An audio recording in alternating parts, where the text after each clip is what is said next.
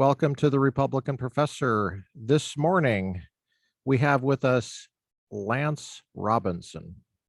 Thanks for being here, Lance. Well, it's a pleasure. I appreciate the invitation.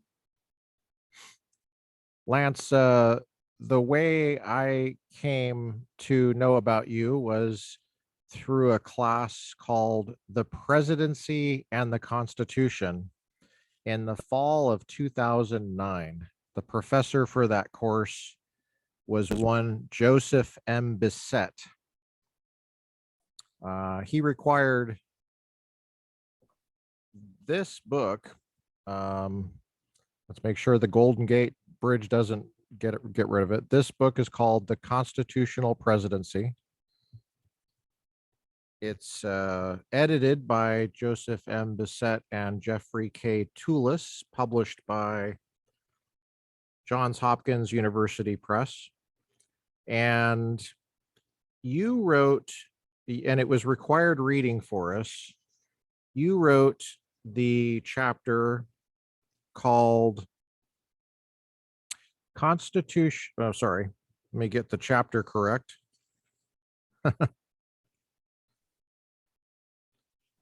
Theodore Roosevelt and William Howard Taft, The Constitutional Foundations of the Modern Presidency, from page 76 to page 95, I think it is.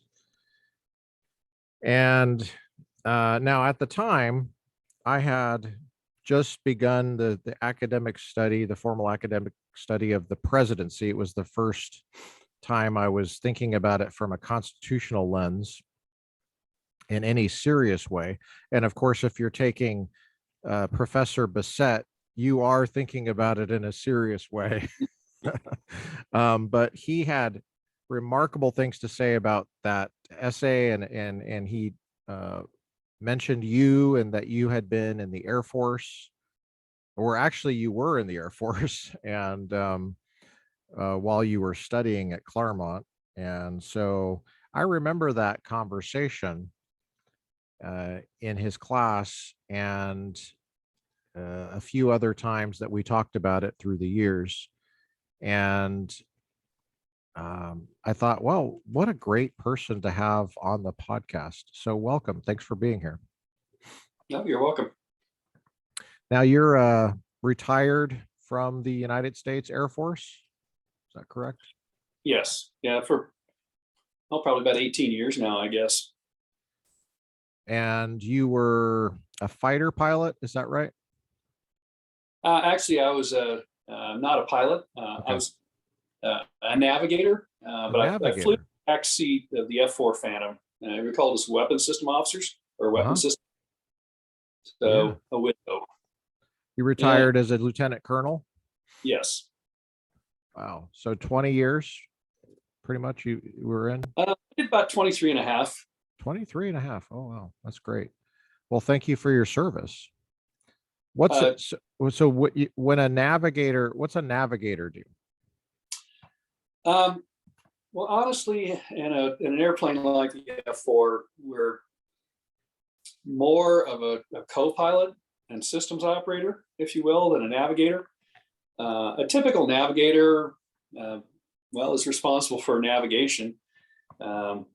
In the larger planes, things like B-52s or transport planes, they will do things like celestial navigation, other systems type navigation as an aid and assistance to the pilots. We do the same thing. It's much more systems oriented, but also we operated the radar for air defense or air offensive work, as well as the other systems. So we had a good deal to do with setting up the systems to drop bombs, to fire missiles, to prosecute air intercepts, things like that. So much more, like I say, in the way of a co-pilot and systems operator, to work with the pilot to prosecute whatever mission it was we were given for the day. Oh, you mentioned the F-4 Phantom, is that right? Yes, that's correct. You know, when I think of that I think of the Navy. That seems like am I getting this right? It was was it a Vietnam era plane that flew off aircraft carriers? Yes, it's originated as a Navy design and was designed for air intercept and fleet Uh-huh. defense operations for the Uh-huh. Navy. Both in the Air Force then picked it up from the Navy and adopted it both for air superiority work, and it relatively quickly also transitioned to air to ground work, dropping bombs, things like that, both in the Air Force and the Navy. But the Air Force very heavily used it as a multi-role fighter, if you will. And so during Vietnam, it eventually took over the role from the F-105 Thunder Chief as the primary bomber in the late 60s, early 70s. So, it was a fighter bomber And how many seats are in it? Two? too. Two seats. Okay. So the navigator would be in the back seat. Right, that's correct. Okay. Wow. Um, does it does it break the speed of sound? Does it Yes, go that? actually, it goes to Mach 2. Oh, wow.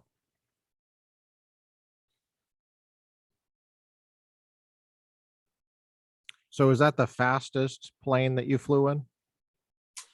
Yes, yes, it is. Did you serve in combat? I did. I was in the Gulf War, the first Gulf War in 1991, flying out of Bahrain over southern Iraq.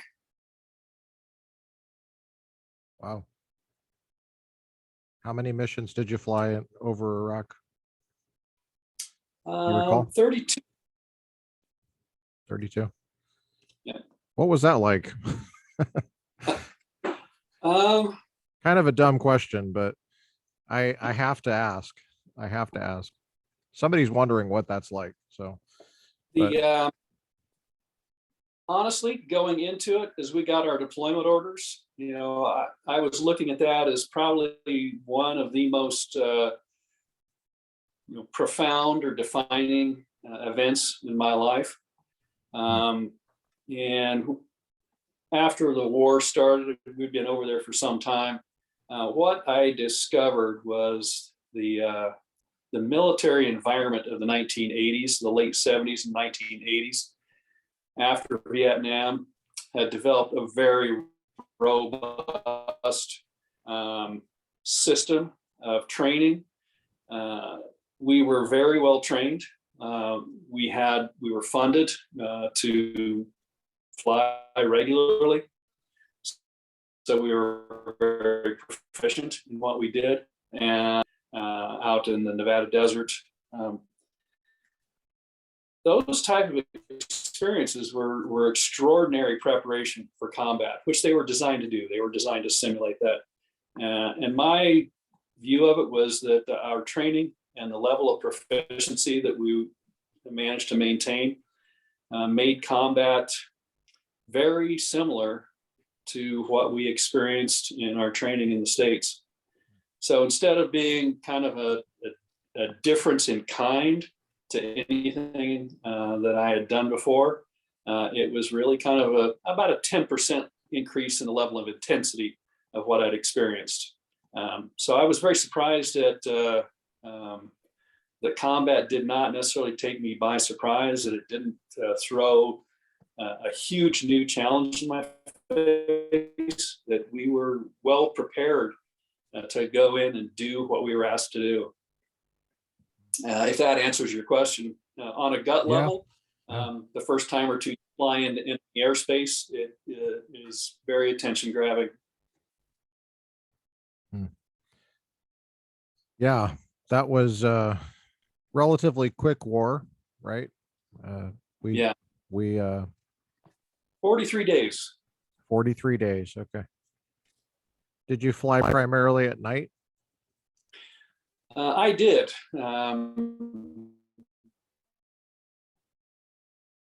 We started off the war. We were kind of rotating, but within the first week, it became apparent that, interrupting a circadian rhythm was not necessarily the best thing to do. So very quickly, our squadron devolved into pretty much day and night crews. I did fly a few days after that, but mostly I was flying at night for the last 3 weeks or so of the war. When you're flying at night, are you overly relying on instruments? That's probably a dumb question, but just a novice asking the question. Well, it's a combination of both. Is it the same as flying in the daytime in terms of how much you use your instruments? No, I would say there's more emphasis on the instruments at night. But there is, unless you're in the weather, and we did experience pretty significant weather at times over there.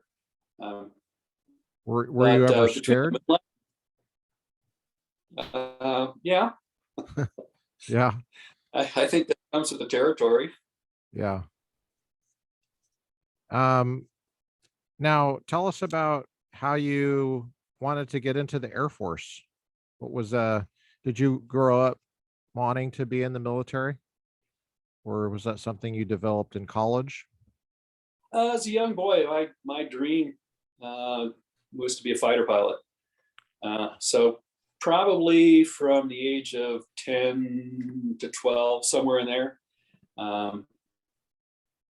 I had read some history of World War II about fighter pilots, the time, and it captured my attention. That was kind of my dream. I wanted to fly the F-104. So I went through various changes, and it ended up, I was living in Seattle at the time, managing a credit reporting office. I think I'd like to do something different. So I went down and I talked to the Air Force, and at that point I was too old for the typical profile to become a pilot, but they offered me a navigator position, and I thought, well, I can get pretty close to where I want to be doing that. And so I signed on the line, and I had a great career in my estimation. Oh, okay. So you had already been through college. You didn't do ROTC or anything like that in college? No, I went through officer training school. Gotcha. The 90-day commissioning program. Uh-huh. So what did you major in college? Psychology. Mm-hmm. At the time, the college I went to did not have a political science major. So psychology just seemed to be something that caught my fancy at the time. And I probably ended up having more political science, international relations courses and coursework than I did in my major. But it wasn't productive. It didn't lead toward a degree at that school at the time. Where did you get your undergraduate degree? It was a place called Ambassador College in Pasadena, California, which has since closed. Did you grow up in Pasadena? No, at the time we were living over in the San Fernando Valley in the Los Angeles area. Oh yeah, I know that area well. Taught for years at Cal State Northridge and Pierce College actually too. Yep. So yeah, would go right through Pasadena quite often. I know where the coffee shops are in case I have to go to the restroom. There's Pete's Coffee. I don't know if you ever get back down there, but there's Pete's Coffee. It's usually pretty good coffee, stronger than Starbucks. So I'm a coffee drinker. Are you a coffee drinker? I am. Now, what's that like? Because everybody wants to know when you're flying and you're in that tiny cockpit. How do you go to the bathroom? Well, there are You drink a coffee couple of before? I mean, what do you do? Do you have certain things you do to not have to do that? um, there's a couple of things. The Air Force, and I flew a tour with the Navy as well. The We have these things called piddle packs, and they're just strong plastic bags with a sponge in them. Um, and actually, in the Navy plane that I flew, the EA-6B Prowler, they had what they call relief tubes, and so they evacuated through the bottom of the airplane. Ah, okay. So they actually had a mechanism to deal with that situation. And how do you stay hydrated? Is there, can you drink? Do you have something to drink while you're up there, or? Um, Most of us typically carried some kind of water flask. Um, I found that Hershey's chocolate syrup plastic bottles were a nice size that I could fit in my pockets, held an adequate volume for most situations. But a lot of people picked up some kind of squeeze bottle like that with a closable pop top on it. And you'd put water in the chocolate syrup bottle? I drained the chocolate syrup. Or actually, my kids would drink it, and then I'd co-op the bottle for my own uses. Wouldn't it have the chocolate's taste? Didn't that bother you? No, at that point, if there's any lingering chocolate taste, it doesn't bother you. Okay. I guess you get a little bit of sugar too. um, so you're in was it your mid-20s, did you say? You joined the Air Force? You joined a little bit later. Was it your late 20s? I was 20, 25, 26 at the time. Mm-hmm. And did you go right into training after your 90 days? Did you go right into flight training? Yes, I think I took a week of leave or so, a week or two of leave, and kind of collected some belongings and moved down to Sacramento, California, where they had navigator training at the time. There's a big Air Force base outside of Sacramento. I'm forgetting the name of it. Is that the base you're talking about? They had two of them at the time. McClellan is probably the one that still may be there. Mather Air Force Base was where I did my training, and I think that's a that base is named after me. Just kidding. The funny thing is my name is Luke Mather, and I have Air Force bases named after both my first name and last name. That's what I tell people, but of course, yeah, they call it Mather Air Force Base. Is that right? yes, Yeah. yep. That's interesting because my last name is spelled the same way, but we've always pronounced it Mather, Mather. Kind of like I don't know if you are familiar with the Puritans, Cotton Mather, Increase Mather, Richard Mather. Right. So in that line of pronunciation of the last name. Actually, I think I go back to Richard Mather, who was the first Mather in North America. But yeah, so you went to SEER school? I did. You call it SEERI or SEER? We called it SEER. SEERI, okay. In the Navy, we called it SEER school. And yep. I didn't notice the difference until I talked to some Air Force people, and they called it SEERI, but they spelled it the same way. SERE, survival, evasion, resistance, escape. Did you do that up in Washington? I did at Fairchild Air Force Base in Spokane area. Mm-hmm. Okay. That's pretty intense training. Yeah, it has very interesting elements to it. Yeah. You made it through SEER school. My training was down in Coronado in the Navy for the Navy part of it. But I kind of wish I would have done it in Washington because it just sounds more fun up there. just the, was it, I forget where it is. Is it it's not in Eastern Washington, is it? Yes, it is. It is. Okay. So is it dry? What's the climate? It's much drier than the part of the state west Okay. of the Cascades. So it gets an awful lot of snow in the winter. So it gets cold and a lot of snow, but it is typically drier during the rest of the year. What time of year did you go? September into October. I was actually there Oh. twice.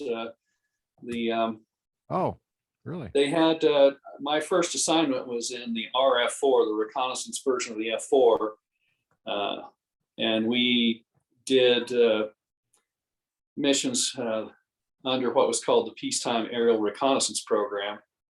And so we had a special resistance training program going into that. Oh, cool. If you're familiar with the history of reconnaissance aircraft at all, there's been any number of incidents where reconnaissance aircraft have been shot down. One of the more recent ones, that's just 20 plus years ago, I think it is, 15 or 20 years ago, the EP-3 that was shot down by the Chinese, or actually it was a crash. The Chinese pilot that intercepted them mismaneuvered and impacted their aircraft, and they ended up landing on Hainan Island. Right. But there's special training to train crews that are involved in those kind of activities for dealing with those kind of situations where they might be in captivity in a non-wartime situation.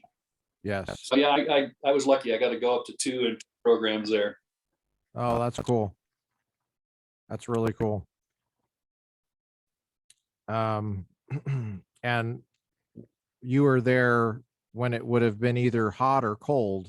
It could have been either one, right? So yeah, it was pretty warm during the day and it was pretty cold at night. Yeah. Oh, wow. That's tough to deal with. I went in August in the desert, basically in Southern California. So that's Did what you go we to dealt Warner with. Springs? Yeah. We started in, Coronado, and then of course they bus you out. So, yeah, I'm familiar with the EP-3 incident. George W. Bush's first major international crisis, as I recall. I think it was April of 2001. I happen to know some people that were on that plane because I flew on reconnaissance missions similar to that one. So interesting. Yeah. So I was happy to see that they got back in one piece. Indeed.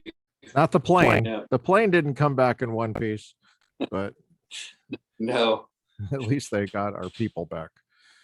But yeah, that was an interesting situation there. They exploited that for everything. Oh yeah. The PRC, Masters of Exploitation and Language Games. The awkward thing for that crew and that pilot, as you know, the P3, the EP-3 platform is a 4-prop plane. So there's 4 propellers. One of the propellers, as far as I recall, went through the fuselage. I don't know how the pilot landed that plane, but what happened was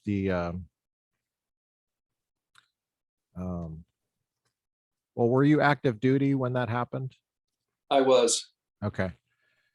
So you probably got briefings. Maybe you got briefings on this. I was just reading it in the newspaper, but from what I was able to ascertain was the pilot was quite heroic in getting that plane down. But the awkward thing was the Chinese fighter pilot that had gotten too close to the plane and bumped into the plane. Basically what happened. That the base from which that fighter pilot came was where they landed. Yeah. So there. Anyway. Yeah, just awkward, just really awkward. But I'm glad they landed that plane. I can't believe it. A prop plane like that, flying like that. Yeah, it's amazing. Everybody alive. Everybody made it alive. Anyway, yeah. So, my blood pressure just went up just thinking about that. So, just the fact that they spun that story. Yeah, because what happened. I mean, the Chinese fighter pilot, he's flying a jet. Now it's an older jet. It's like, I don't know what it was. I can't remember what it was, but it was some older jet. It's not like one of the brand new ones that we have. They have these kind of hand-me-down jets, from like Soviet hand-me-down kind of jets. And but it's a jet. They have to slow down to hang out with the P3, and boom, what happened. They were saying hi, or they were flipping each other off, or whatever was what happened. And then he just, he flew too close. That's what happened. And then they blame it on us. It's like blaming a Lamborghini for bumping a school bus. Yeah. On the highway. It's like, well, or no, sorry, the other way around. A school bus for bumping a Lamborghini. Uh-huh.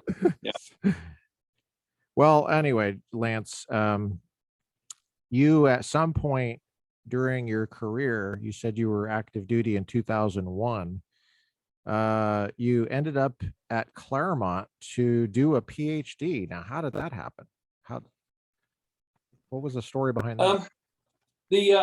So we came back from the Gulf War, and I was flying what was called the Wild Weasel mission, which is a suppression of enemy air defenses.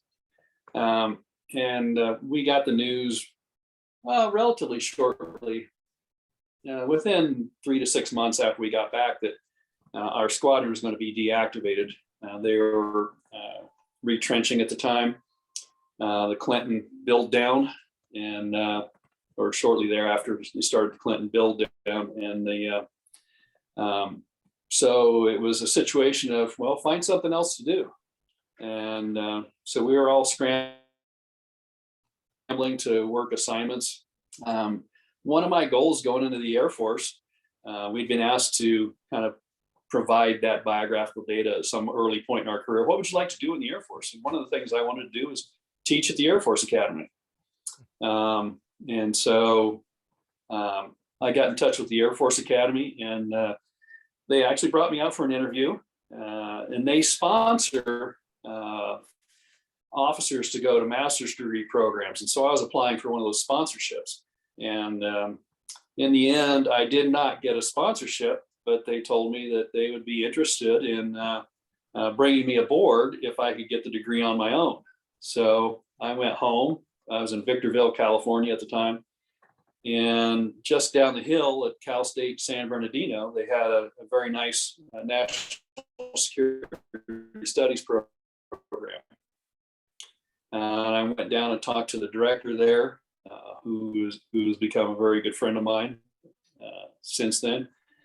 And so in the next 9 months, I got married. I got a master's degree, and about a year later, I moved to the Air Force Academy to teach in the political science department there in the fall of 1992. I spent a couple of years there, and they also sponsored people to go get PhDs to remain on staff there. It appeared to me at the time that my flying career was probably over. I had enough time in flying that they were mainly reserving spots for the young guys. And so I thought, well, I need to find a career track if I want to stay in. And so I thought staying at the Air Force Academy and teaching would be a good thing to do. And so I applied for one of those slots. And after 2 years, I thought I'd probably have to apply a couple of times. I ended up getting it after the second year I was there, and went out to Claremont. Wow, that's cool. It was a rather fortuitous circumstance, because Claremont's a rather expensive school, and I had applied at other places and not gotten accepted for various reasons. Interestingly enough, I'd applied at the University of Washington. I had been living in Seattle. I liked the area. I had good school. And the response I got from them was, I had proposed, you had to propose a study topic. And what I had proposed was essentially the constitutional study of the presidency. And the response I got back from them is, we don't have any faculty that are willing to sponsor that type of a study program. So, we're not going to accept you into our program. So in the end, the Air Force did finally approve me going to Claremont. And I knew of several people that were there, Charles Kessler among others. But I quickly became acquainted with Professor Bessette after I got there, and I studied under him, he and Charles Kessler primarily, for the 3 years that I was there. And the two of them were the two primary members of my PhD committee. Who was the third member of your committee? Oh, I had his name on the tip of my tongue. He was a political theory professor at Claremont McKenna College. He was an Allen Bloom student, a tall guy, bald, and his name is just coming to me right now. That would be, oh man, I can picture him, I think. Well, it could have been one of two people. Blitz? No. Okay. Blitz was relatively recently arrived at the time I was there. I did do some work with him. Yeah. But a lot. I think I know who you're talking about. Yeah, his name escapes me too. But I remember speaking with him. Yeah. I think I know who you're talking about. Is he still there, you think? I don't know. I would presume he's a good chance he's emeritus. Yeah. Yeah. At this point. Yeah. Well, so you had been in the Air Force at how long, but by the time you went to go get your master's at Cal State San Bernardino? About 8 years, 9 years. Okay. So you were captain at the time? I was. I had just been promoted to major, or selected for promotion, and I actually get pinned on major that first fall in 1994. Oh. That's a big deal. You got major early, right? Yeah, that was a thing. That would be early, right? Actually, I was right on time. Oh, okay. 9 years is normal for a major? Let's see. I guess it would have been at that point, by the fall of 94, it would have been 10 years. So I guess it was right around the 9-10 year moved out there. Right. Okay. That's right on. That was an interesting event. So in the military, you typically have promotion parties where you sponsor, food and drink for your friends. So I did the same thing with all my student friends. And so I told them very carefully, don't bring anything. We're going to have food, drink. This is on me because it's my promotion and all that. And they all showed up with stuff. Wow. They all brought things because that was their habit of going to somebody's place. They would bring a little something. So there was a little bit of a disjunction there in between the social communities. They weren't used to having things provided by the host completely, but it was a fun time. Yeah. Now, when you said that you went down to San Bernardino, where you were living in Victorville, were you stationed there, or? Yes, the former George Air Force Base up in Victorville, or Atlanta. Mm-hmm. And yeah, so I was driving back and forth for about 9 months. So were you working on this master's full time, or were you doing it on part time through after work? I was doing it after work. Wow, that's quite an accomplishment. You were making that drive and working at active duty and doing something else on base. Yeah, it was. Wow. I got married at the end of my first quarter. We got married the day after we got married. We opened gifts and said goodbye to family. And that night I was writing a paper to close out the quarter. And my wife told her friend when they asked, well, what's married life like? She says, I don't know. All I know is I've got a new roommate that's never there. Oh man. Wow. So you got married as a captain, or captain just promoted to major? Yes. And then how far As a was captain. how far was the difference between the base and the campus? How far of a drive was that? I think it was probably in the range of 30 to 40 miles. There were two different locations. They had a satellite location out at March Air Force Base in Riverside.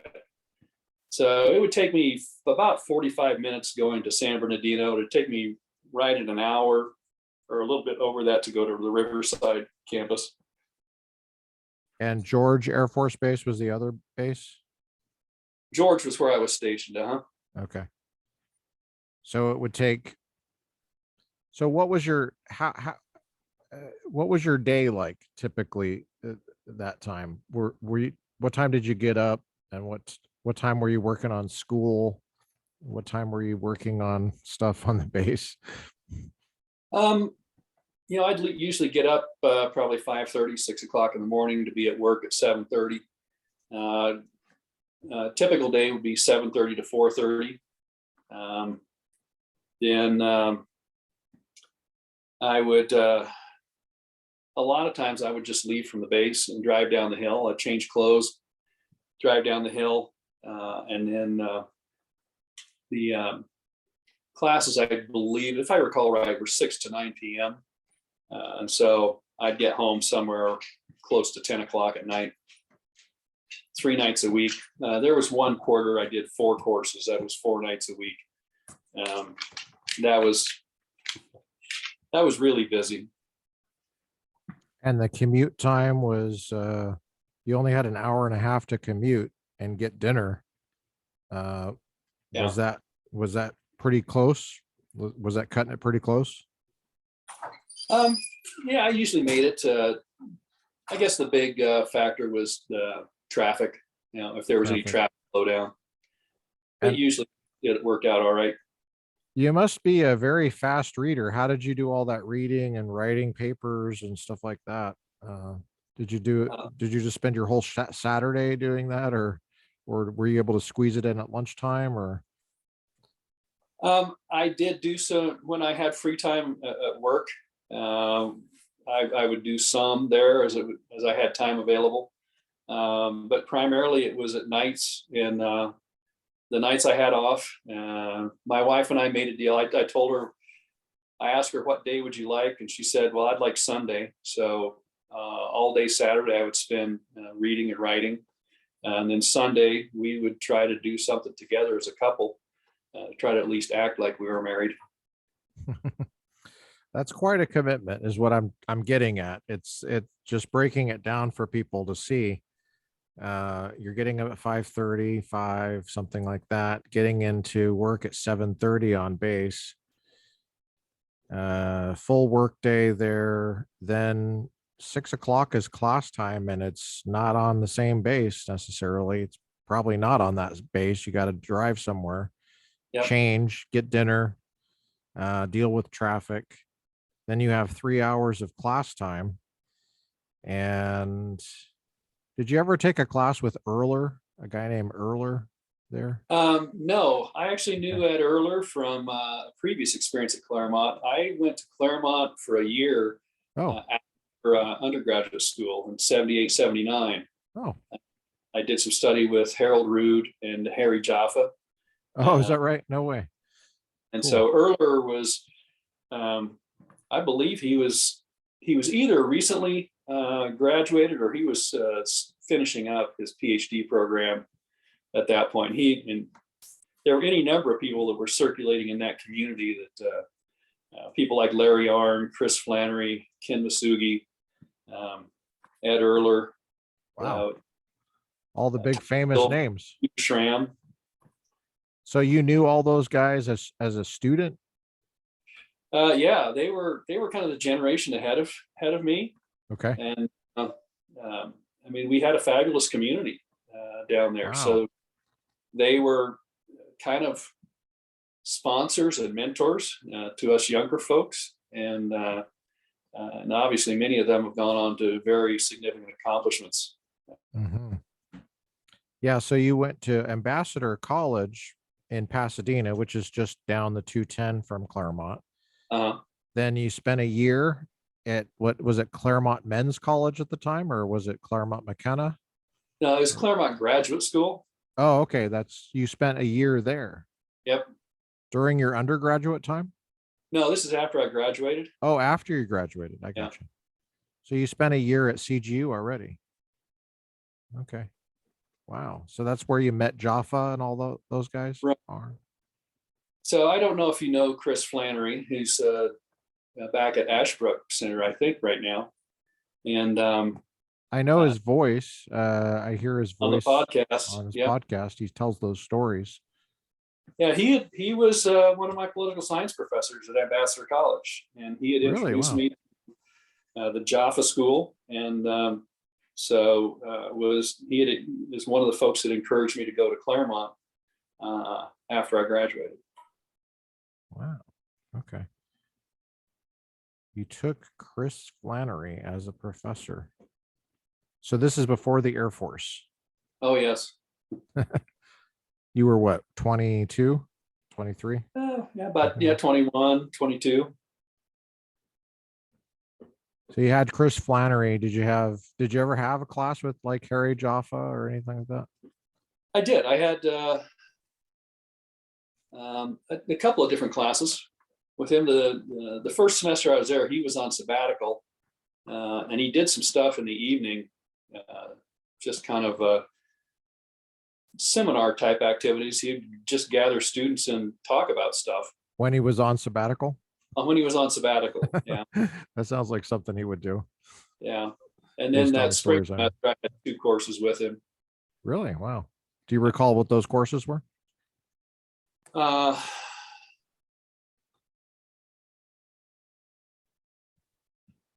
Now I would have to look it up again. One of them Philosophy courses was of some kind? was like Socratic dialogues or something like that. Mm-hmm. One was the basic political philosophy course, kind of an introduction to political philosophy. I don't think that was the title of the course, but it was a dual credit for Claremont McKenna College and Claremont Graduate School students, and so it was a mixed audience there, which was quite interesting. So those guys like Arn and you mentioned some other names earlier. Those guys were students. Were they students at the time? Yeah, they were all pretty much done with their coursework and working on their PhD projects. That's cool. Did you ever know a guy named Michael Ullman there? No, I did not. Okay. I think at that point he might have been out either teaching somewhere or working in the DC area. I think he did a lot of years in the DC area, if I recall correctly. Mm-hmm. Was what year were you at CGU, do you think? I was initially there 78, 79. Okay. And then 94 to 97.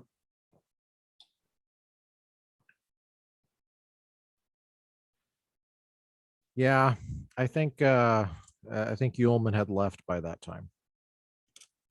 I think he graduated in 1978 with his PhD.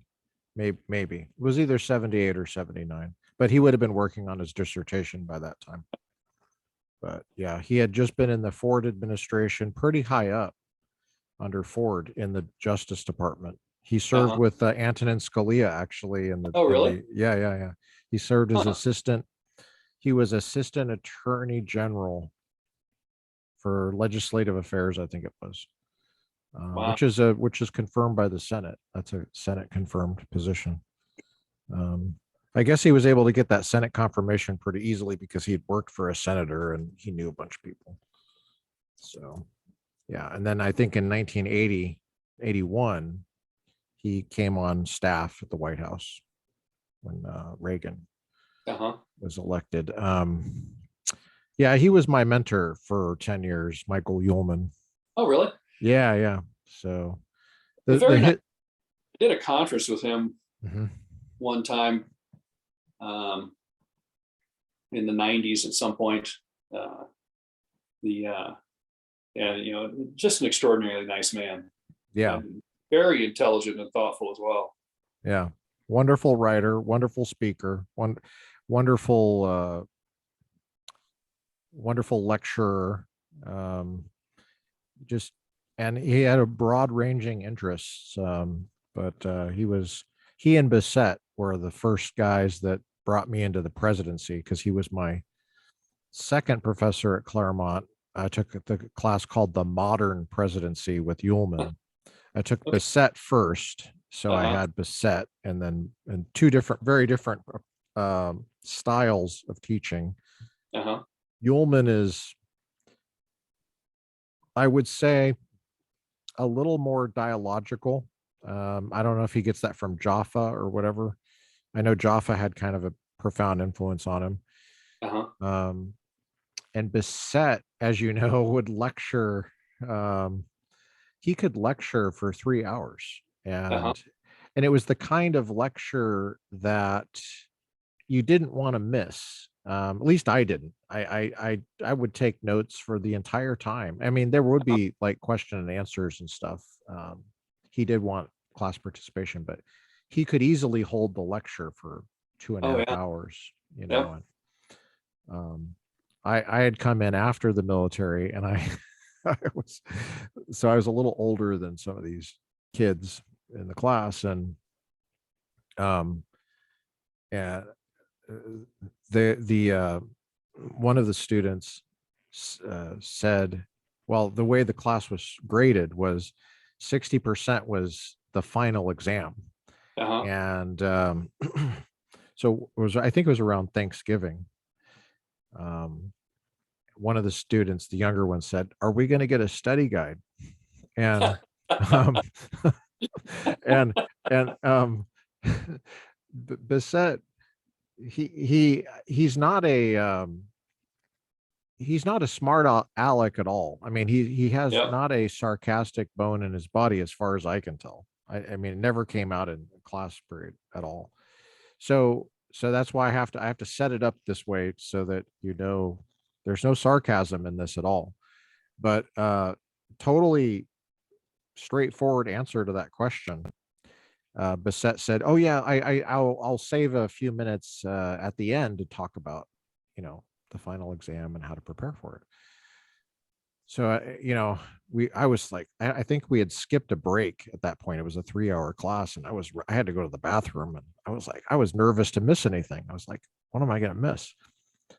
So I'm taking notes like frantic, and finally it gets to like 5 minutes before the class is out, and everybody's waiting to see what this study guide is going to be like. And because it's like George Washington to George Bush. Yeah. It's the whole 200 and some years, all these Supreme Court cases, books, including your article in this book and other books. And so Bissett said, "Oh yeah, yeah, okay. So um, you have to know everything." Yeah. And he said, does that help? Um, that's your study. That was the Yeah. study guide, was you have to know everything. Here's the And syllabus. There's your. everybody was looking at like, you could have heard a pin drop. Yeah. And I loved that answer. I was like, I, I was teaching a lot at the time. I was an adjunct professor at the time, teaching at Pepperdine. Uh-huh. And I remember Pepperdine was in Malibu, and they had scheduled my final exam during that final exam. And I was so nervous about approaching Bessette and just telling him my situation of I'm a professor at Pepperdine, part-time professor, and these knuckleheads took my final exam time away. They scheduled on a different day than the class was. And so I wasn't able to prepare for that. I wasn't able to. Well, he said, okay, well, you will miss it totally. And I said, no, I could be late because I'm coming from Malibu during traffic. But I will, so I was 2 hours late to the exam. And he said, oh, no problem. I'll stay the whole time. You can have the whole time. I'll just read a newspaper. It's not a big deal. But I had just battled all this traffic and I was so like, you know, and he gave me the envelope and I opened the envelope and that was the first time I was seeing the questions and I was like, okay, let's do this. So glad I was in the military. I was able to cope with that stress. Yeah. But that's interesting. Why I wanted to talk to you is because you're in the military and you're going through class and you have this dedication to the material. Was the material itself just so interesting to you that you just had to do this, or was it a career choice that you were making because you wanted to be a professor in the Air Force? What was it that was driving you to do this master's degree at Cal State San Bernardino and get that done while you're active duty? Well, it was the prospect of teaching at the academy. I had a window. I had 9 months to do it, and I'd run through the scenario with the director there. He said, "Yeah, you can do it if you really press it." Yeah, that's an And extraordinary amount of short time to do a master's degree, I think. yeah, so Wow. yeah, a lot of the pressure was, this the job at the Air Force Academy was on offer, but I had to get the degree in a year, and the second piece of that was just the personnel dynamic of the time was the Air Force Academy slot was the best opportunity that I was aware of at the time. And I did work some other assignment prospects, and none of those came through. So it was a tough time to get a good job because they were starting to draw down in terms of personnel. So the entire career progression element of that was another piece of the pressure. So, but the Air Force Academy the prospect of going there and teaching was very enticing to me, and so I wanted to try to make that happen if at all possible. What is it about teaching at the Air Force Academy that spoke to you? Was it the location? Was it the idea of teaching? Did you just love teaching, or was it something else maybe? Well, the reason I went to Claremont after I graduated college was that my college at the time was looking toward bringing me on staff to teach in political science. So they were looking at building a political science program there. And the department chair was looking to bring me on to augment the staff there. As it turned out, the year that I was at Claremont, the college gave up on their 4-year liberal arts program and changed to a 2-year kind of divinity studies program. Well, I guess they still had a 4-year program. I'm sorry, it was a 4-year program, but it was aimed all toward divinity studies and just for people that wanted to go to a church college environment and walk out with a 4-year credential, even though it was not going to be an accredited credential. So it really became kind of a church social educational institution rather than a more academic institution. So that opportunity evaporated, which is why I quit after a year. And because at that point, I'm looking at Bill's Mount and Yeah.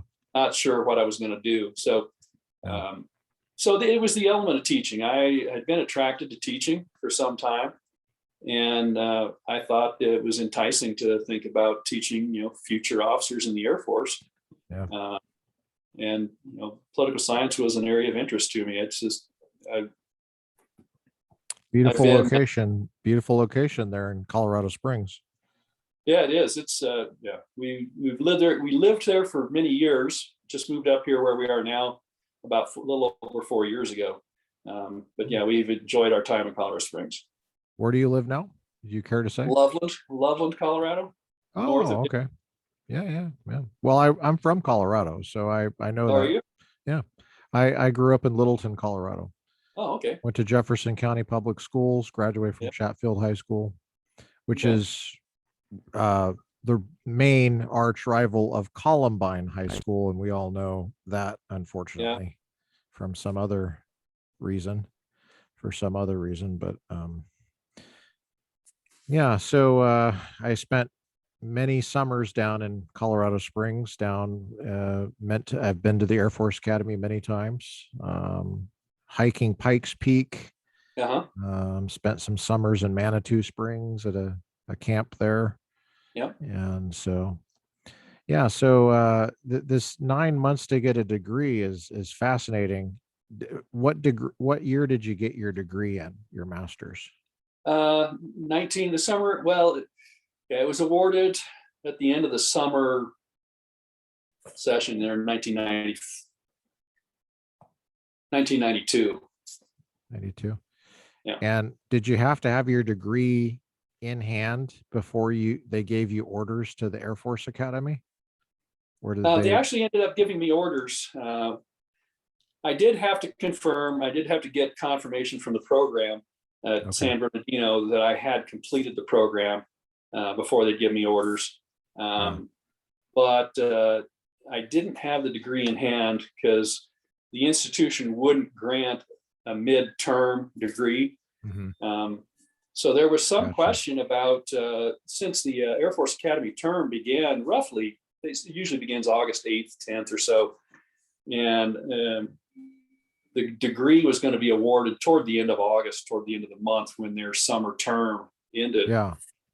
So there was some question about whether I would actually go into the classroom initially or whether I'd just kind of hang out until I got the degree awarded and then step into the classes allotted to me. In the end, they just allowed me to go into the classroom in anticipation of having the degree awarded. Since it was kind of a pro forma, they knew it was coming. It was just a matter of getting it issued. They had a letter from the department or something stating that you something had like completed. That. I forget the details on that. So you had, the Air Force really believed in you. That's great. How soon before the term begins does an instructor have to get orders and check in and get the billet started? Like, how is it, weeks before, or is it days before? It was we ended up moving the first part of July. Sometime shortly after the 4th of July. So several weeks before for orientation. Stuff like that. And then they have they had about a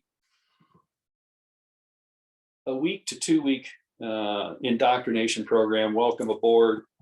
So part of it was institutional, welcome to the faculty, introduction to faculty responsibilities, things like that.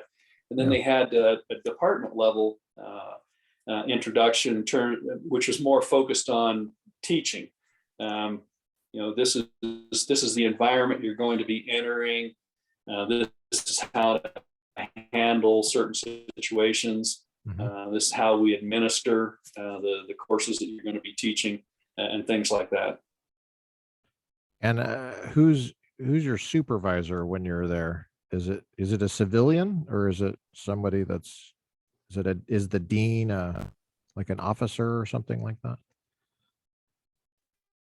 At the time I went there initially,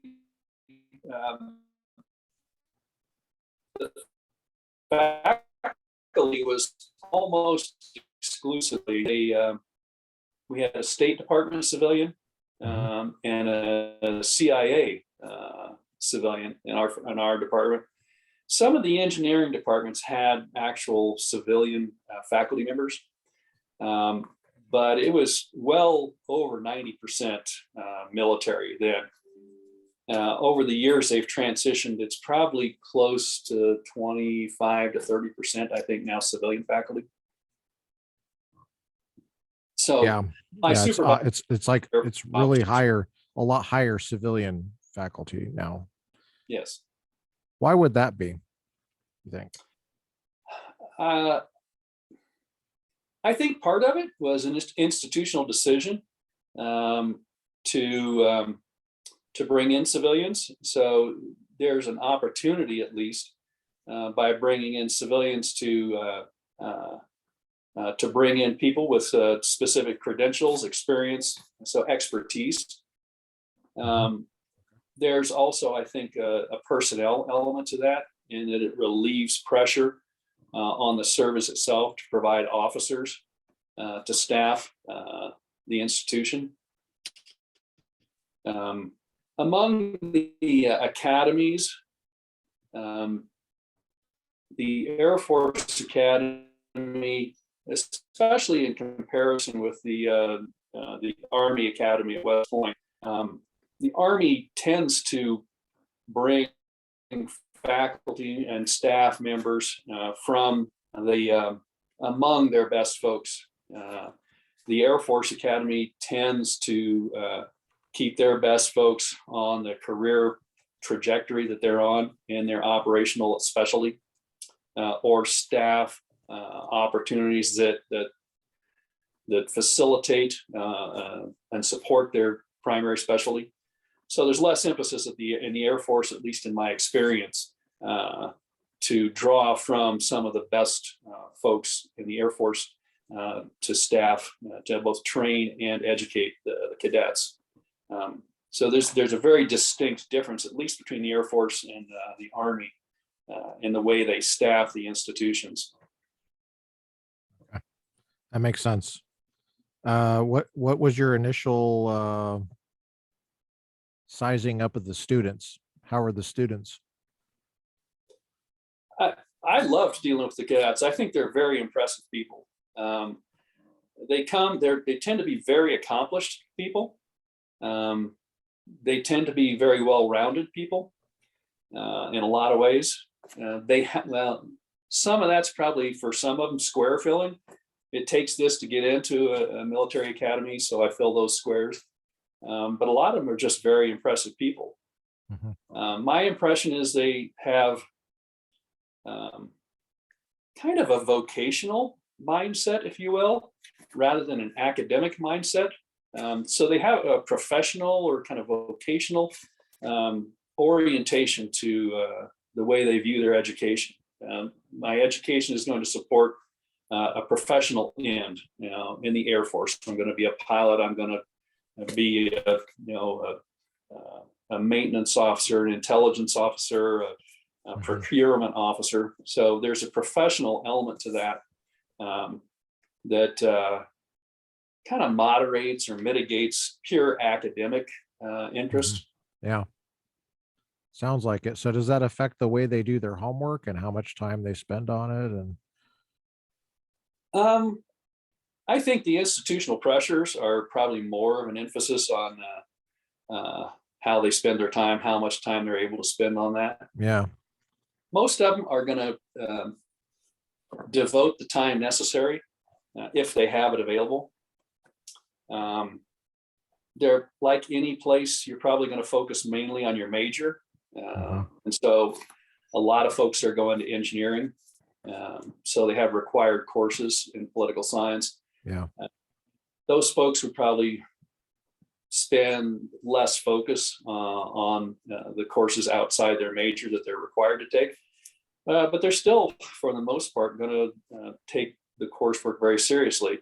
They all want to get good grades because there's all rankings and stuff that goes into class positioning and assignments and things like that. So the pressures that the institution applies tend to encourage them to be serious about their studies, regardless, Okay. if they can find the time to do that. Speaking of institutional pressure, I have to ask you this because I ask every professor.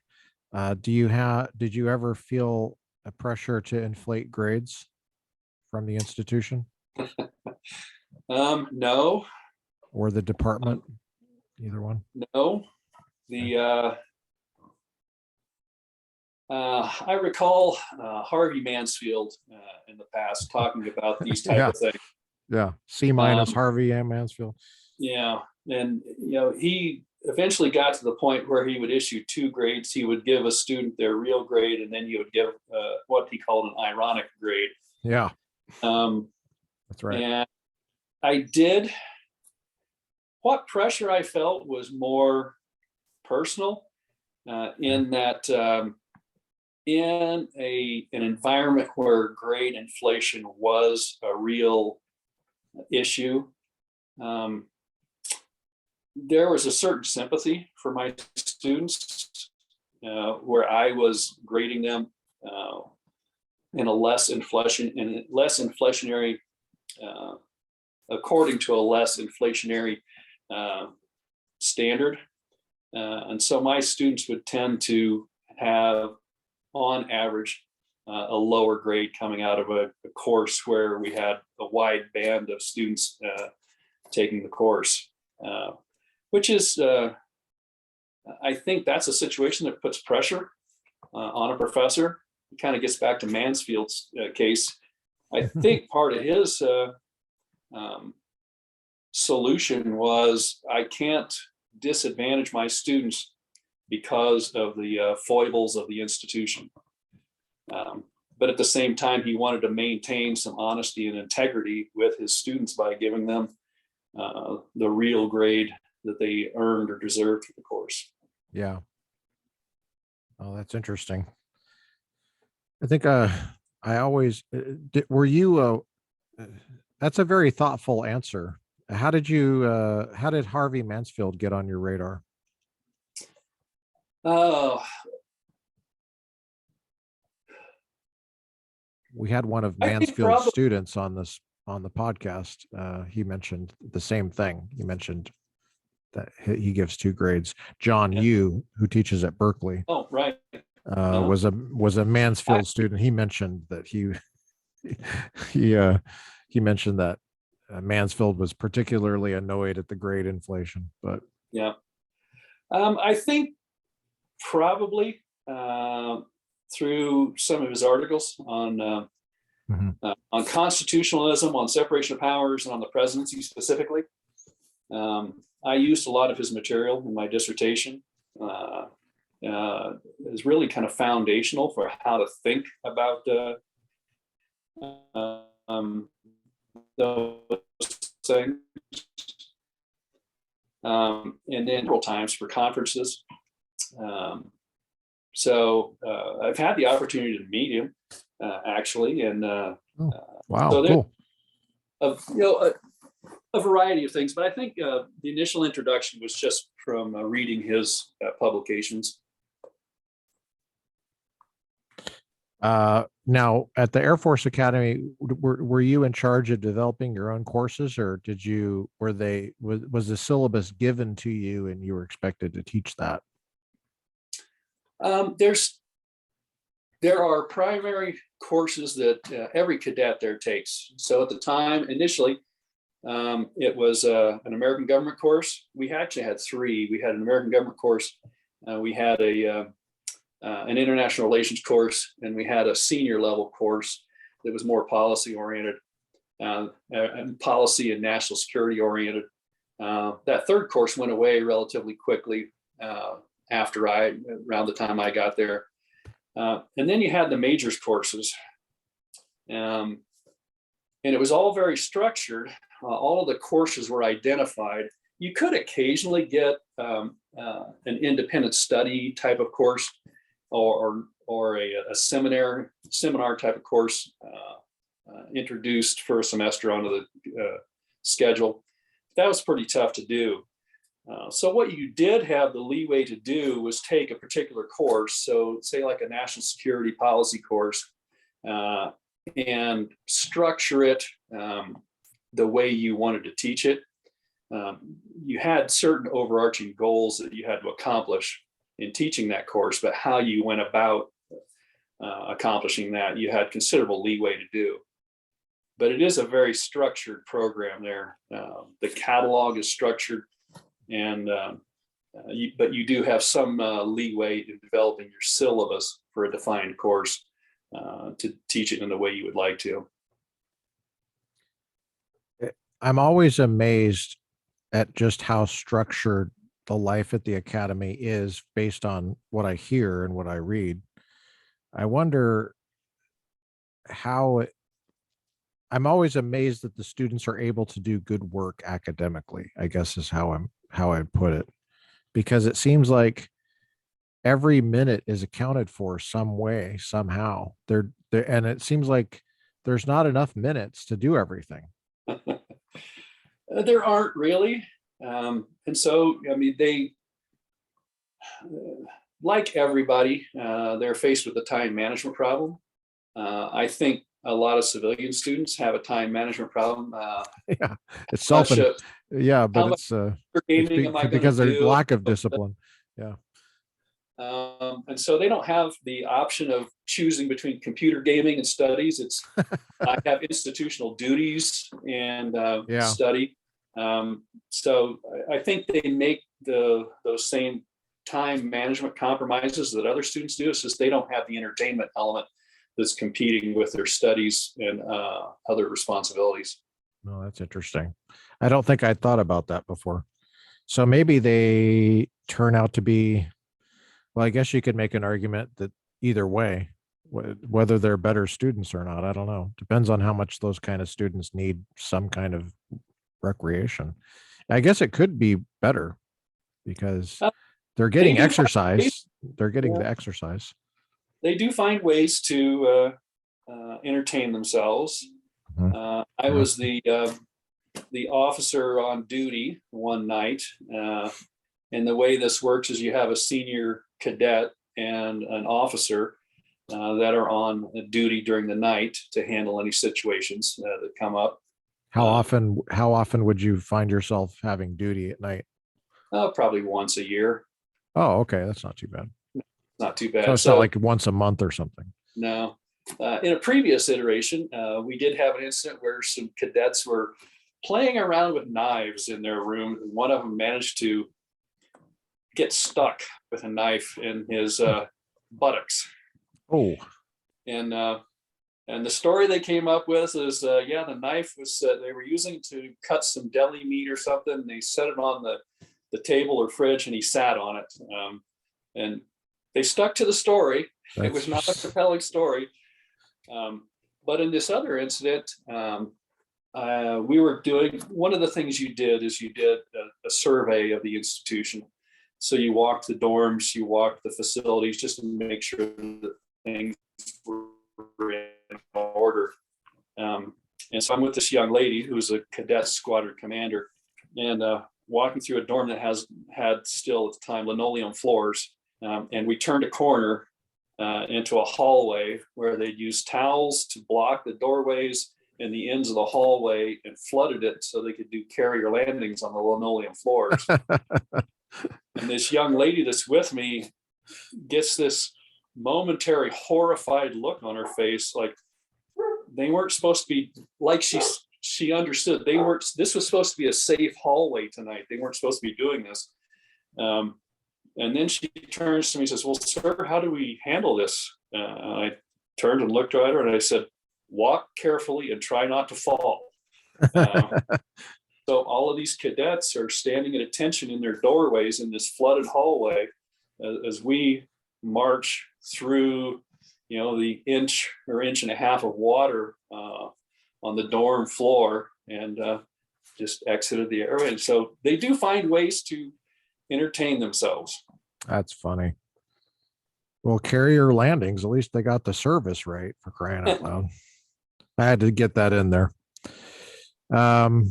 So Now you're at the Air Force Academy, you're teaching your courses, having a great time. And you developed a desire to get a PhD. Was this a necessity to make lieutenant colonel, or how? And I'm interested, how do you make lieutenant colonel at this point? Like, that had to be on your radar. If you're going to retire, you have to be promoted. So how do you do that? What do you need to accomplish? Um, I think promotion was one element of consideration. Again, this is a time, this is now the Clinton years, and there's a significant drawdown going on. So again, I'm looking forward and I'm anticipating that I'm probably never going to buy it. So what am I going to do in terms of a career track?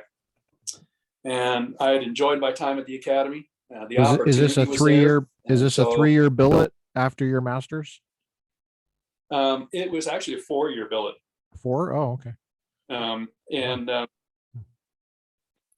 so I applied for the PhD program, thinking that at the very least, I would come back to the academy and have the opportunity to probably finish out my career there, or maybe go away and come back. That would be my primary specialty, would be teaching at the Air Force Academy, maybe an interruption or two. So there was part of it was just interest. I was interested in doing that, and part of it was professional,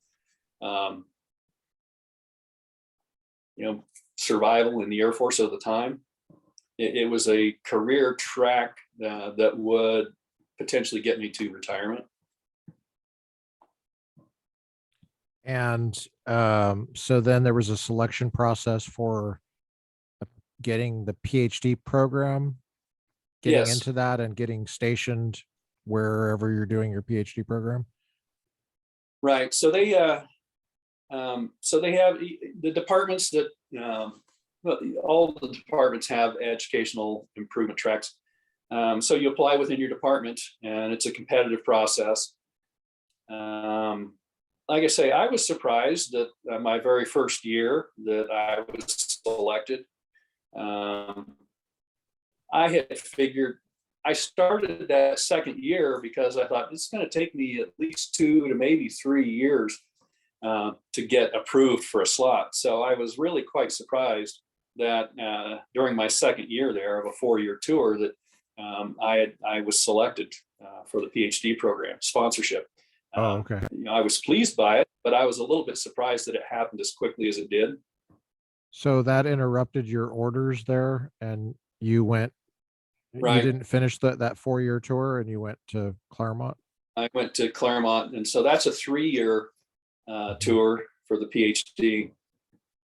That's that's a tight squeeze for a PhD. I mean, every minute is accounted for. You're now the PhD version of the academy grad, or the Yeah. academy, So how long had you taught then? How many semesters had you taught before you were selected for the PhD? I taught 4 semesters, and I taught 1 summer program. And So then it's something along the line of 5 semesters. they moved you out to Claremont, Yeah. the beginning of what would have been your 3rd year. Yep. Oh, okay. So you had some quality teaching under your belt. That must have been nice to have that Well, I teaching like to think it was experience. quality. I at least had teaching under my belt. Yes. Your master's at Cal State Bernardino, what was it in again? National Security Studies. National Security. Okay. So does that count as a political science-y kind of thing? Yes, at the time. Since then, somewhere in the 2000 aughts, they actually started a cross-department, multidisciplinary national security degree. Okay. All right. That's where Erler finished his career. I think San Bernardino. Yeah, I think he retired from there.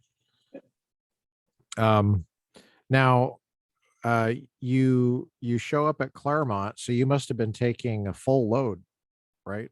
Yep. Full load, like 4 courses, something like that. Yeah. It was about 4 courses a semester. How long did it take you to complete coursework? Um,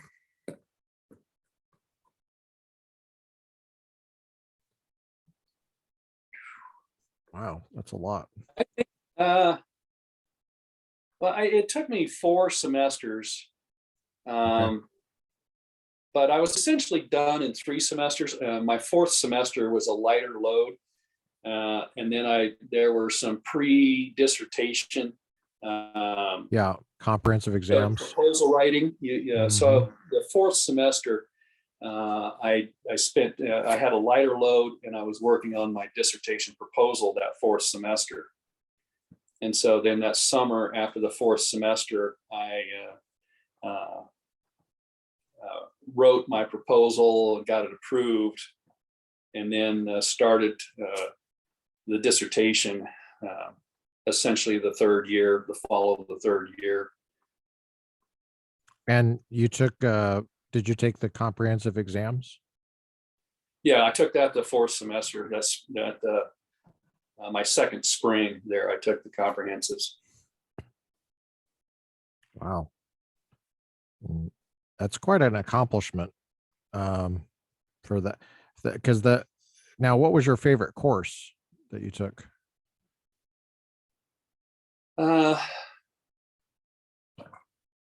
Actually, one of the ones more enjoyable ones was a course that was co-taught by Joe Bessette and Charles Kessler. It was on, I believe it was 18th century English political thought. And that was really quite enjoyable. I really enjoyed the presidency courses that Joe taught. That was really my primary area of interest at that point. I knew going into the academy or going into Claremont what I wanted to do my dissertation on. Oh, wow. Fairly. You already knew that. Yeah, I had taught a course on the presidency at the Air Force Academy my last semester there. Okay. And I was using a book by Sidney Milkus and I think Michael Nelson on the presidency. Mm-hmm.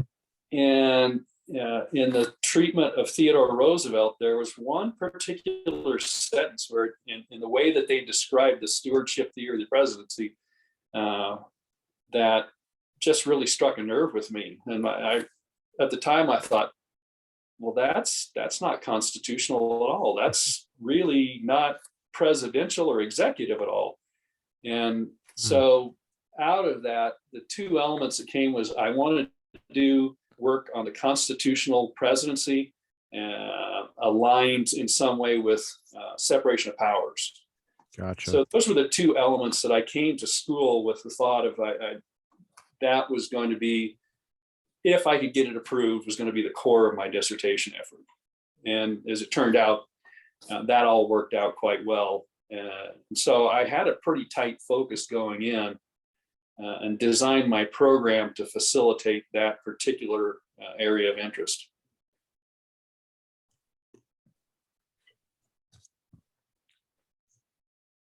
I'm going to pause it one moment. This is all very interesting to me. It's fascinating because it's such a different way of doing a PhD and teaching, and yet it's so it's just a compelling story to me. Doing your PhD in 3 years under pressure from the Air Force, but you're getting paid, right? You're getting your full allowance and stuff like that. Did you live in Claremont? Yes, so we did. We lived up toward the foothills, up off of Mills Boulevard or Mills Avenue, I think it was. Well, I guess it would be what So east baseline.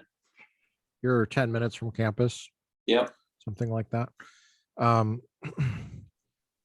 what did your orders look like? Did it say were you attached to a base that you had to check in at, or were your orders just to the school? So actually, Did you have sorry, a supervisor? Okay. you're assigned to the Air Force Institute of Technology, which is headquartered in Dayton, Ohio, at Wright-Patterson Air Force Base. So that's your formal unit of assignment. Administratively, I was assigned to Los Angeles Air Force Base, which was part of the Missile Command, Space and Missile Command. So that's where my orders were to, in terms of a geographic location. I was assigned administratively to that base. And I know exactly where that base is. I've passed by it many times. So it's really unusual assignment element. So you're at the school, assigned to a geographic base, but your unit is geographically dislocated from the base you're assigned to administratively. Yeah. And LA Air Force Base is nowhere near Claremont. No, it's over by the ocean. Right. Yeah. I pass by it a lot. I think it's in El Segundo. Right. Or something like that. Yes, I would pass by it a lot because I taught at Loyola Marymount for over a decade, and LMU is over there. And why was I passing by LA Air Force Base? I think I would pop off the highway and grab a coffee, and I would take side streets. And so you'd pass it on the side streets there in El Segundo. So did you ever have to go into LA Air Force Base for administrative stuff? Oh, yeah. Probably 2, maybe 3 times a year. You'd have to go down there and do something.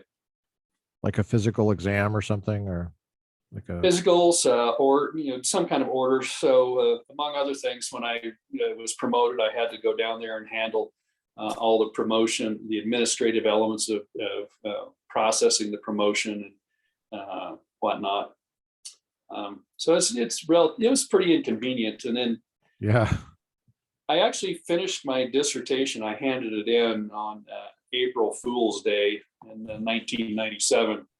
And I thought, okay, I'm done. And so I notified my folks at the Air Force Institute of Technology. I said, do you have orders for me? Because it kind of been slow rolling. I should have had orders in hand. I was expecting orders back to the Air Force Academy.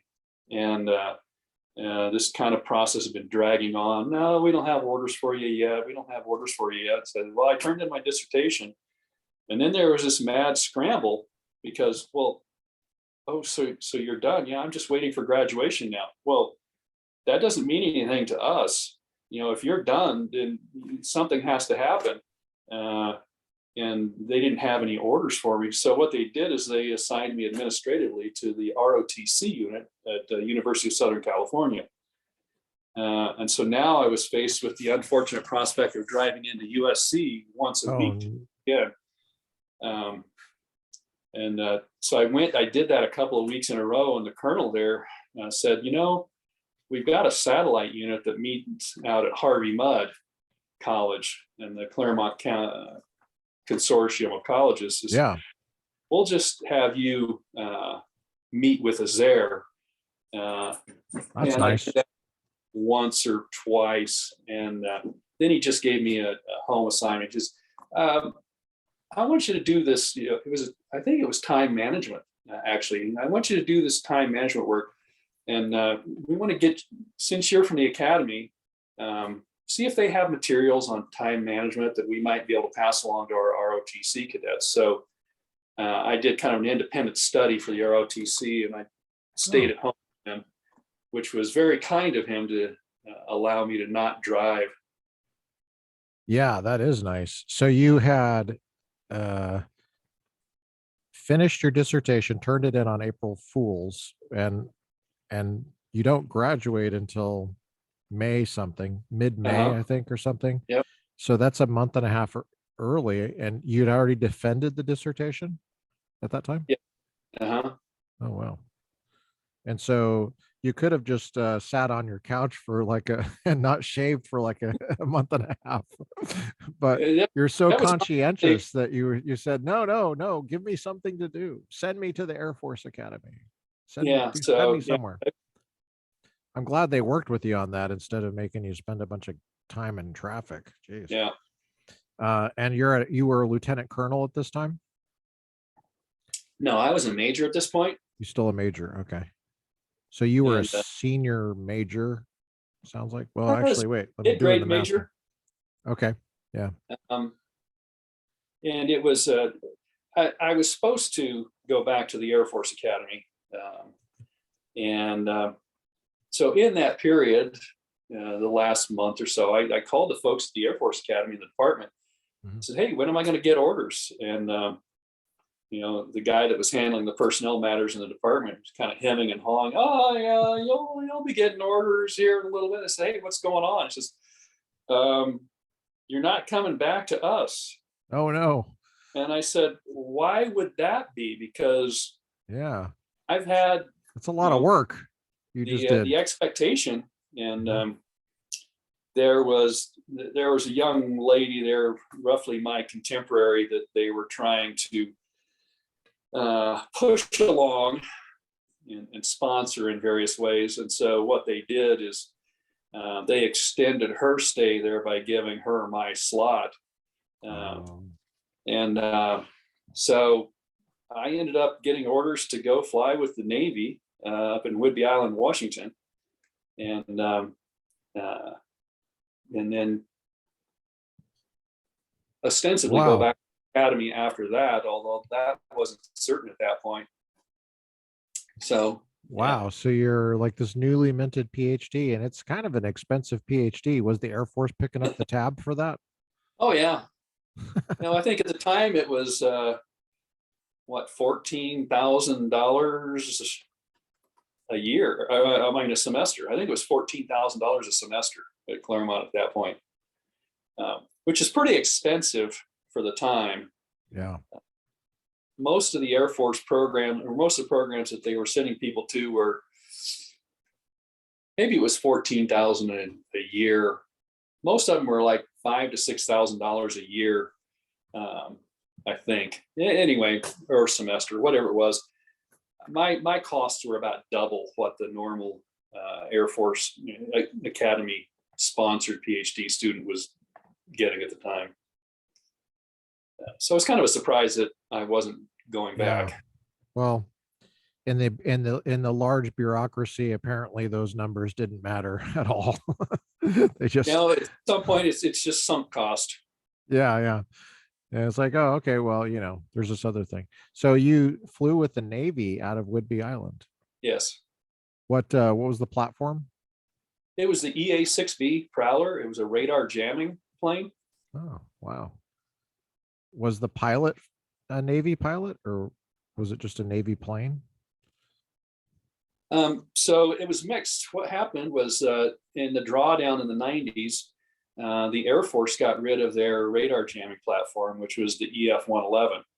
And part of the deal for giving up those airplanes was it was the same functional system that was in the Navy jets as in the Air Force jet. And so the Navy agreed to pick up that mission across the board. And the Air Force augmented the mission with people. So the Navy Oh, supplied the infrastructure and the Air Force supplied some additional people. And so we had 4 squadrons that were designated to support Air Force or joint operations. And they had usually 4 Air Force officers in that squadron. So it was a mix of Navy and Air Force. and that was a 3-year tour. Mm-hmm. So that took you to lieutenant colonel. It did. I made lieutenant colonel my last year there. Okay. And where did you get sent after that? I ended up going back to the academy after that Cool. for 3 years. That's awesome. So you finally got able to go back. Yeah. So they were able to use it. And did you retire at the academy after that? Sure. No, I was actually anticipating retiring. I was going to hit 20 years while I was finishing at the academy. My last year there, I was working, trying to find a civilian teaching job. And I did so fruitlessly. I think there are any number of reasons why a lot of colleges at that time. I was old, I was military. There were other attributes that didn't necessarily draw, these institutions were not drawn to me for. So one can only imagine what those would be. yeah, I don't think in these days it's hard to imagine what they might be. Gosh, and it keeps changing. I don't know how people keep up with everything. But I got a call from a colonel back in Virginia that was working on what the Air Force calls requirements for the F-22. And so they were working on a modernization plan for a plane that had not even entered service yet. And he invited me to come back and join their team because they were looking at, among other things, I was an electronic warfare officer. And they were looking at developing certain of the capabilities of the F-22 to provide abilities to accomplish some electronic warfare as well as reconnaissance tasks, just because of the sensor suite that it had available to it. So I did that for the last 3 years in the Air Force. And so you retired in Virginia? Yep. Okay. Wow. What was the base in Virginia? Langley Air Force Base. I've heard of that. Yeah, it's down in the Hampton Roads area. Yeah. Langley. Yeah. When you were at a Whitby, did you ever interact? Did you ever have to scramble or interact with any Russian fighters or any Russian planes? No. Okay. Well, no Russian reconnaissance down there.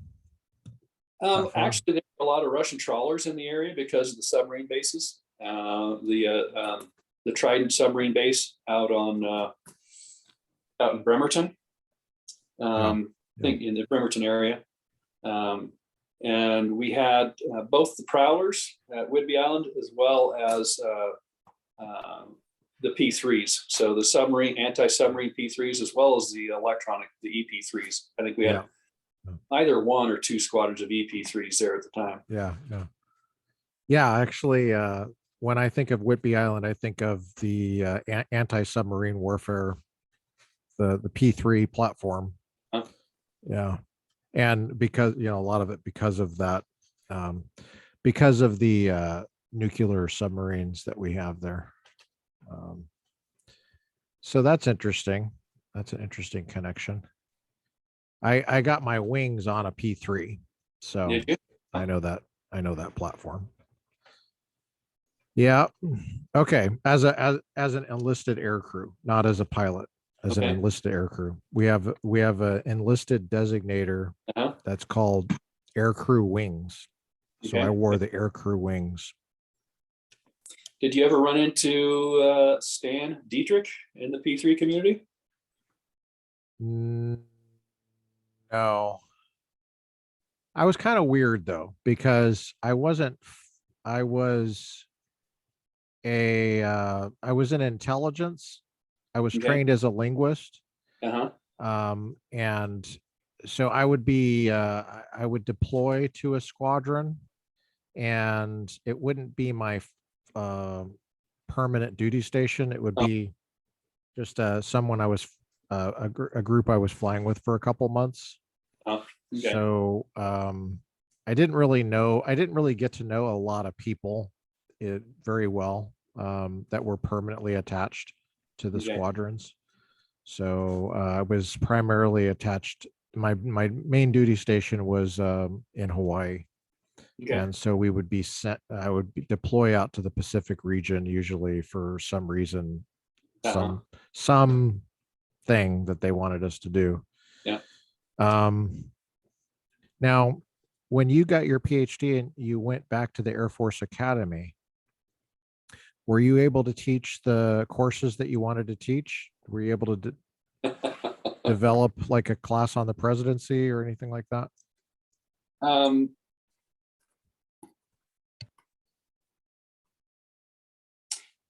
I did teach the presidency class one time in my final tour there. So when I went back, I was given the job of the director of core courses.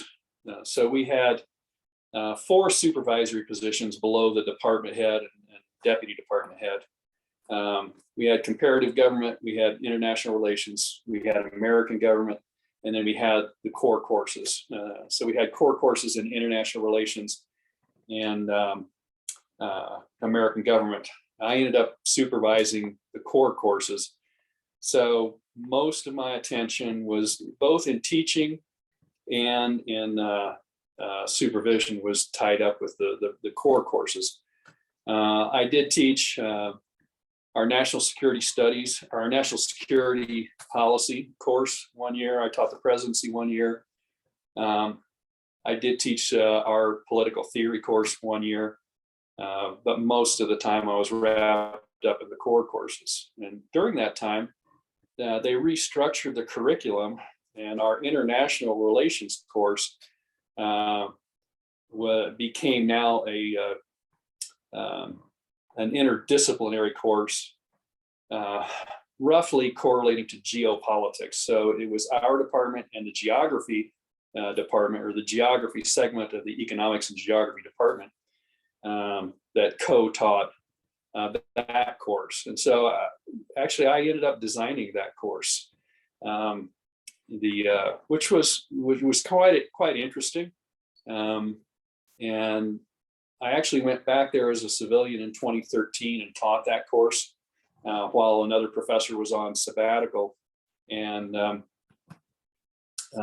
it had morphed somewhat over the years, but really it was still very close to the design that I came up with in 2002, 2003, which was gratifying because I think we put together a pretty substantive course under the circumstances. That's cool. That's a cool story. So that was they did bring you back. Were you on a list of people to call to fill in for people? It was just I got word from somebody who said, yeah, this guy's going on sabbatical. We're trying to fill the position. And so I applied I ended up getting, I knew I was getting laid off from my job.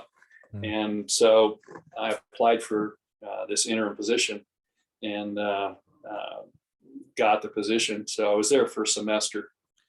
How do they work that? Is it a GS something, or was it just temporary orders coming back on active duty? Yeah, I was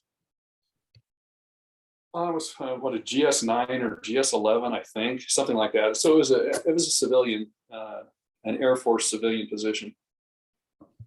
Wow, that's a lot lower than a lieutenant colonel. Well, yeah.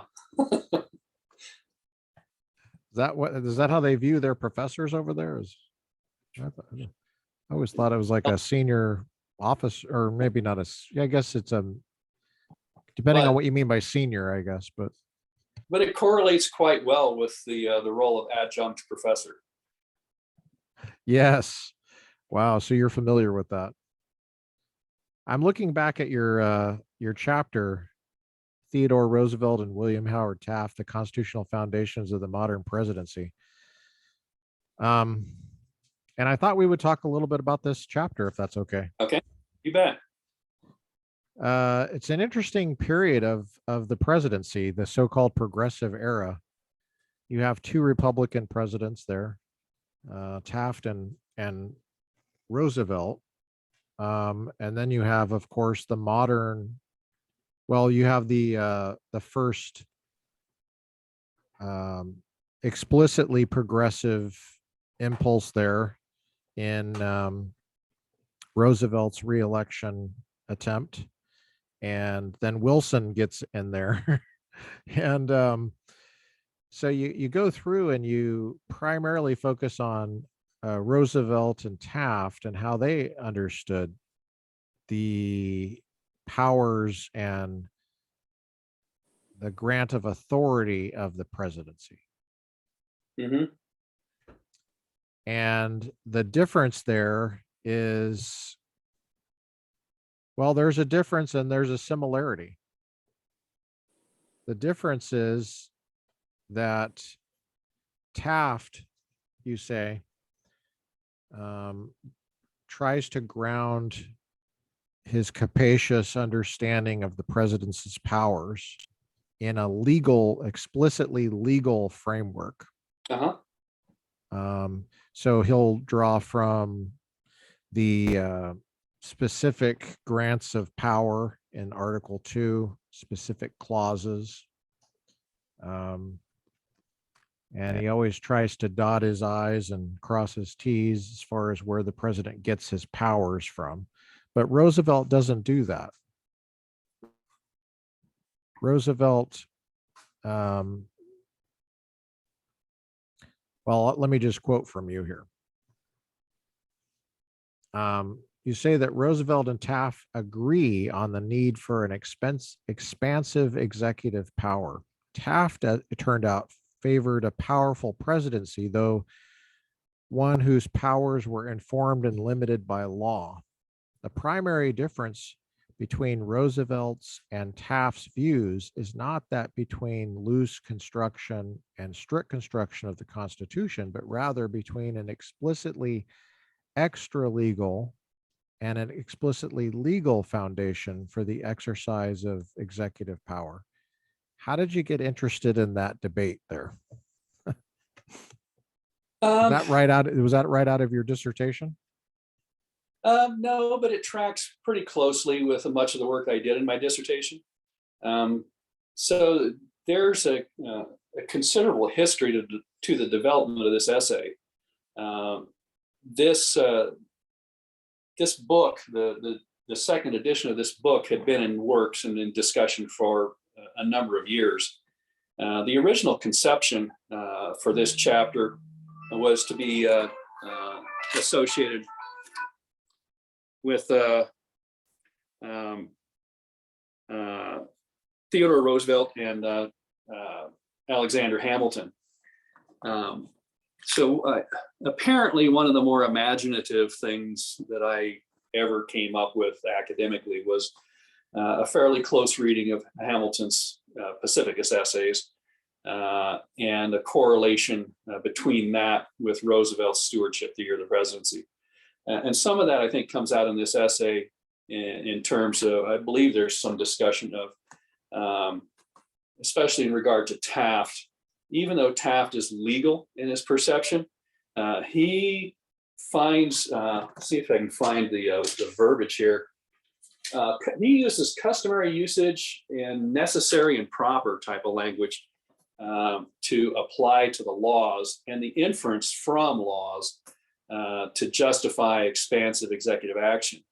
Hamilton, on the other hand, used principles of free government in his Pacificus essay, as well as a reliance on the openness, the opportunity for openness in the ambiguous phrasing of the vesting clause. So Hamilton probably has a much more expansive view of the opportunities for the exercise of presidential power than either Roosevelt or Taft. It might be harder to argue with Roosevelt because Roosevelt really kind of absorbs English monarchical royal prerogative, which is pretty open. But Taft, is kind of bound by his legal view, so he's got to find some way, and he uses necessary and proper type of language and customary usage, as well as the inference of the applicability of the law, which I think is a little bit of a tenuous argument. So he limits himself and bounds himself in ways that Roosevelt doesn't, but they do. I do like the phrasing of your question. They agree on certain things, they disagree on certain things, because they both shared a fairly common view of the ends of government. And the ends of government and the ends of executive power are really very progressive for both of them. So they disagree on the means to accomplish that. but both of them do so in a way that I think Hamilton had the superior argument, the superior constitutional argument that would allow, let's say, Taft, if he had followed Hamilton's reasoning, he would have probably found himself much more limited in terms of the ends of government, the ends that the government and the president could pursue, but more consistent in terms of the process, the institutional means of exercising power, as well as the legal limits of the exercise of power. So yes, I think the biggest difference between the two is the extra legal versus the legal methods that they take. But they did share the perception of very progressive ends of government, that the government could do pretty much what it wanted to do, informed by the needs of the time. And that seemed to be a very common thread through that progressive era, is that conditions have changed so much, industrialization and all of these things, that the Constitution simply doesn't apply anymore, or isn't a useful tool to try to deal with these problems. And I think that's one of the challenges we get to with the idea of the modern presidency is we don't really have any executive that has honestly tried. McKinley, it appears, did try to live within the bounds of the Constitution or constitutional ends, more so informed by the principles of the Declaration, the principles of free government that Hamilton identified, than either Roosevelt or Taft. But we don't have, I don't think, any examples of a president. You may get some pieces of that with Harding and Coolidge in the 20s, kind of somewhat return to that idea that the government is limited by the principles of Republican government, the principles of free government. But we've never really tried to address these challenges in a constitutional way. The Constitution continues to act even today. The Constitution, the separation of powers, the framework continues to limit government action, but it's much more limited than it has been in times past. The limited part, limiting it is limited, is what you're saying. The stewardship issue in TR, Teddy Roosevelt, was interesting. That I loved how you defined what a steward was, because I'm glad you did, because I don't think I would have caught that, the technical sense of what a steward is. Mm-hmm. You said that was kind of a part of the monarchical way of looking at it. Were you referring to TR when you said that, right? Is that right? Well, yes. Let's maybe talk about what stewardship is. Stewardship is a steward is a technical term for someone who would execute the will of his master. This is on page 79. That is, he is to follow out the instructions of his master and carry into effect his purposes. In no sense is the steward justified in exercising a will contrary to that of his employer. Though the word does admit of capacity for some flexibility in determining the means by which to achieve the given ends.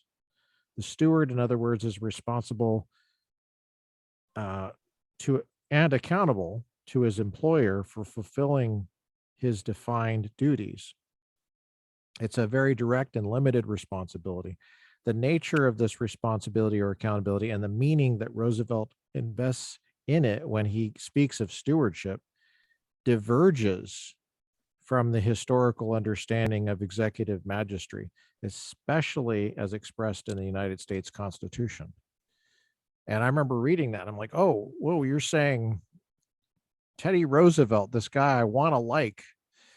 I like the Constitution, but he diverges from the Constitution. Yeah, very much so. Yeah. I and think he doesn't try to ground when he talks about the Constitution, the presidency, he doesn't ground it in specific language of the Constitution like Taft does. No, not typically. And when he does,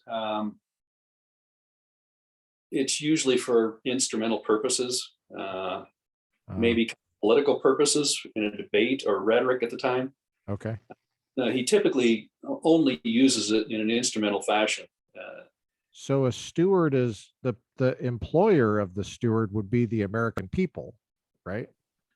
Yeah, and I think here is where you get into the one of the challenges of how do you view the people, because the people Yeah. are both a constitutional or sovereign people, but they're also a common people, and they don't always act in their sovereign capacity.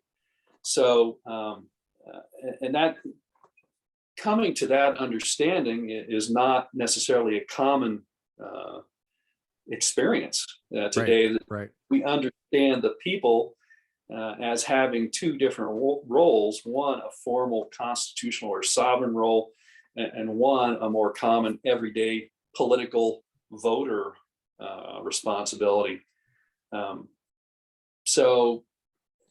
Yes, in the constitutional sense, they are very much the boss of the president, but they are also the boss or the employer of the president in the more common understanding as well, in that they vote him or her out in and out of office. Right. So in both sides of the power of the people, they act on the presidency in terms of providing some sense of guidance or direction as to how a steward ought to act. And I think one of the biggest challenges that comes out in Roosevelt's sense of the stewardship of the presidency is he ends up choosing sides. He ends up being partial to particular interests or factions in the populace. So he talks about, malefactors of great wealth. Right. Things like that. And so he's choosing what he calls the common man. But even his view of who is the common man is partial. Yes. So the steward ends up being not the representative of the people, which he talks in those terms of being a representative of the people. He kind of follows Gouverneur Morris and some of the founders in following that line of thought to a certain extent.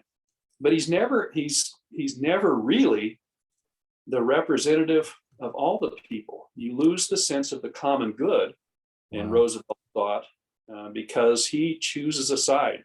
There are certain people that I'm going to represent in the American populace at the expense of others who he views as doing bad things. Yes. That's a very insightful thing that you just said. And I love the way you expanded on it. It was right there in the next paragraph where you said, from the Hamiltonian perspective, that's when you say that, I just think of the Constitution, the Article 2, reading. But you say the people both govern and are governed, right? In this respect, the president was to be a steward of the constitutional people, which is guided by the people through their chosen instrument, the Constitution, not the steward of the direct popular will as suggested by Roosevelt. And of course, then you brought up something that was interesting that I had heard about, which is a kind of a racial element to some of Roosevelt's language, which is that he thought that he kind of just took it for granted that you say on page 82 that if you're appealing directly to the people for a grant of power just based on popularity, what would check that power? The check Roosevelt relied on to protect the people of the United States from demagoguery was not an institutional one.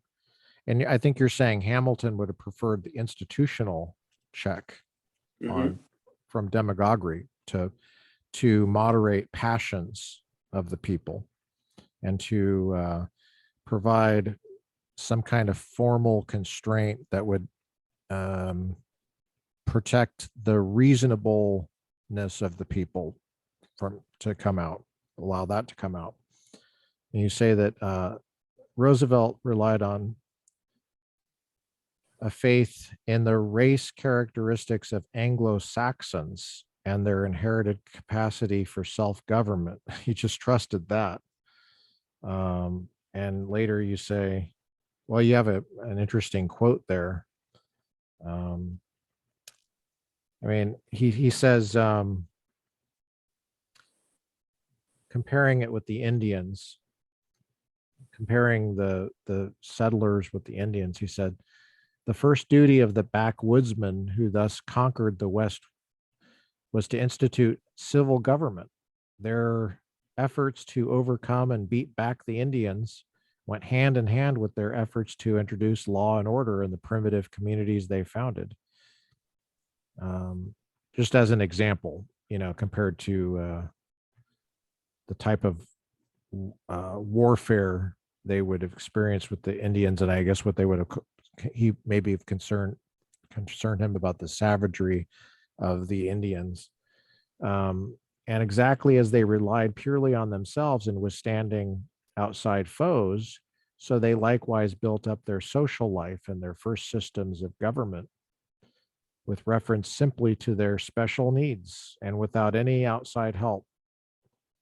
So in other words, he's saying it's like an innate capacity of the Anglo-Saxons for self-government. But you say on page 83, Roosevelt seemed to reject in doing this and in founding it on a racial issue, the moderating element. Roosevelt seemed to reject the founders' reliance on the constitutional and legal structures to regulate, moderate, and filter majority influence on the regime. And in promoting a presidency that represented the particular and discrete interest of what he called the common man, I guess the common white man, I guess, Roosevelt also seemed to reject a larger and more comprehensive public interest. And I thought that was interesting about what you said about the malefactors of great wealth too. That was an interesting thing to add there. In my study of my dissertation, I identified or attempted to identify three main strengths of his that lead into his formulation and practice of the stewardship theory of the presidency. One gets to this idea of the kind of the inherited race characteristic, if you will, of the Anglo-Saxons for self-government. It's a kind of a, well, like the English Constitution, it's kind of an evolutionary developing constitution. It's based on the practice, the habits, the cultural foundations of the people, and it translates over time. And so I think this gets to some of his progressivism correlates with that because it's not a fixed constitution. There aren't limits. It's kind of what you can get away with at the time. You're saying that's TR's view. Yes. Yeah. And it's kind of similar to the way that the English Constitution has developed. And English practice today is, I don't think there would be much argument that it's very different than it was 100 or 200 or 500 years ago. It's a constitutional development, not a particular constitution applied across the years. So there's that constitutional and Republican element. There's an element of statesmanship, which he applies. And there's a lot of his thought on statesmanship, I think, that is useful and practical. It's much of what makes him attractive. And he is a very attractive personality. Yeah. I think he's I think he's a great American. I admire him. I admire his family life. There are certain anomalies there regarding his first marriage, the death of his wife, and his relationships after that with his daughter by that wife. But he was a great family man. He was an effective military man in the war in Cuba. I just don't think he was great as a president. And I don't think he was great as a president because he interrupted the constitutional practices of the presidency. And then the third element is his progressivism. So those three strands, the statesmanship, the kind of English sense of constitutionalism or republicanism, developing constitutional or republicanism, and the progressivism, weave through all of this together. But again, it comes back to the fact that he doesn't feel bound by the Constitution, the limits or the ends of government. He doesn't refer back to the Declaration of Independence, again, except as instrumentally as a tool to make an argument. And so is that the sense that he's a progressive? For those who might not know what that term means, it's kind of a technical term. Progressive means that you're skeptical about enumerated powers and a written constitution as the source of authority for the government. Is that what you mean? Skeptical about that? I would say he's more of a progressive in the sense he's not skeptical of those things. I think he respects the Constitution as it was formed and founded. He just is of the opinion that societal conditions have changed to the point where those prescriptions no longer really apply, and we have to take a new path. Gotcha. Yeah, very similar to Wilson. Okay. Wilson what would you say the difference is between him and Wilson? Are they? I mean, they ran against each other, so they're not on the same team. But so, what's the difference? I mean, if you were to ask what the election was, what that election was all about, between Roosevelt and Wilson, that would have been the 1912 election. There was a distinct difference between them in terms of trusts. And honestly, I forget the details of that at this point. There are different approaches. But Wilson was like an academic, and he was kind of the guy that had been a professor, and he very theoretical. I think you talk about, maybe it was somebody else I was reading, that he got his, I think it was in your essay about the Germanic influence. Yeah, both of them had Germanic influences. Roosevelt actually spent a year at Columbia, where he was taught by one of the early German-educated academics that came back to this country. So he got at least an introduction to certain things similar to what Wilson got in his education. I would assert anyway that one of the big differences is they both have a very English flavor to their view of government.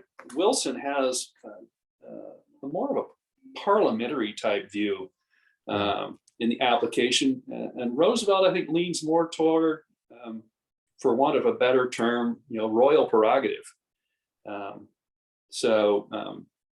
But both have a sense of constitutional movement, constitutional development based on the tenor of the times, the challenges of the times. And they don't necessarily look to a constitution like ours as providing effective means to handle those things through the institutional means, through the normal operation of the institutions of government. And I think a certain amount of that is just based on an element of frustration of what it would take to work something through Congress. I mean, that takes effort to formulate a proposal, to get it introduced into Congress somehow, debated, and then maybe it comes out in a form that you don't really like. So I think both Wilson and Roosevelt were willing to take shortcuts to circumvent the normal institutional mechanisms. And I think we see early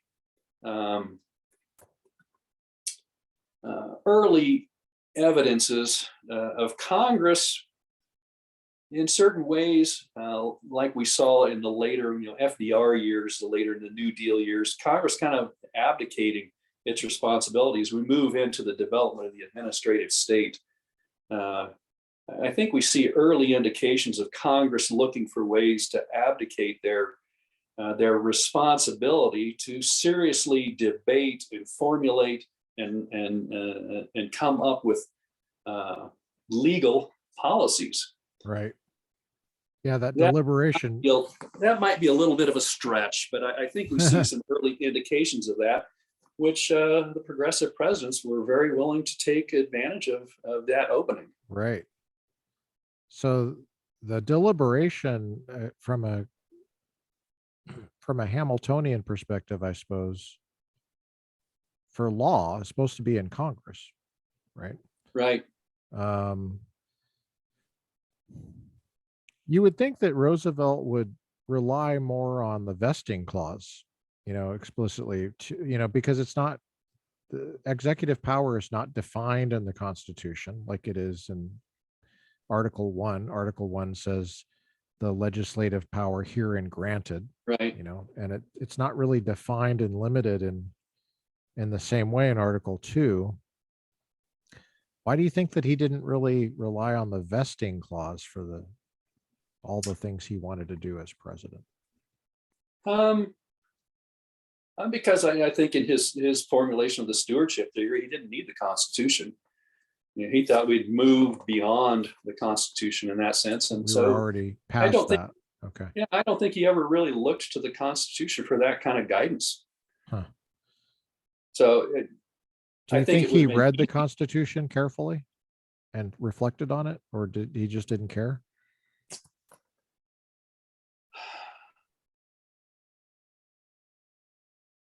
I would find it difficult to argue that he had not read the Constitution or read it seriously. Yeah.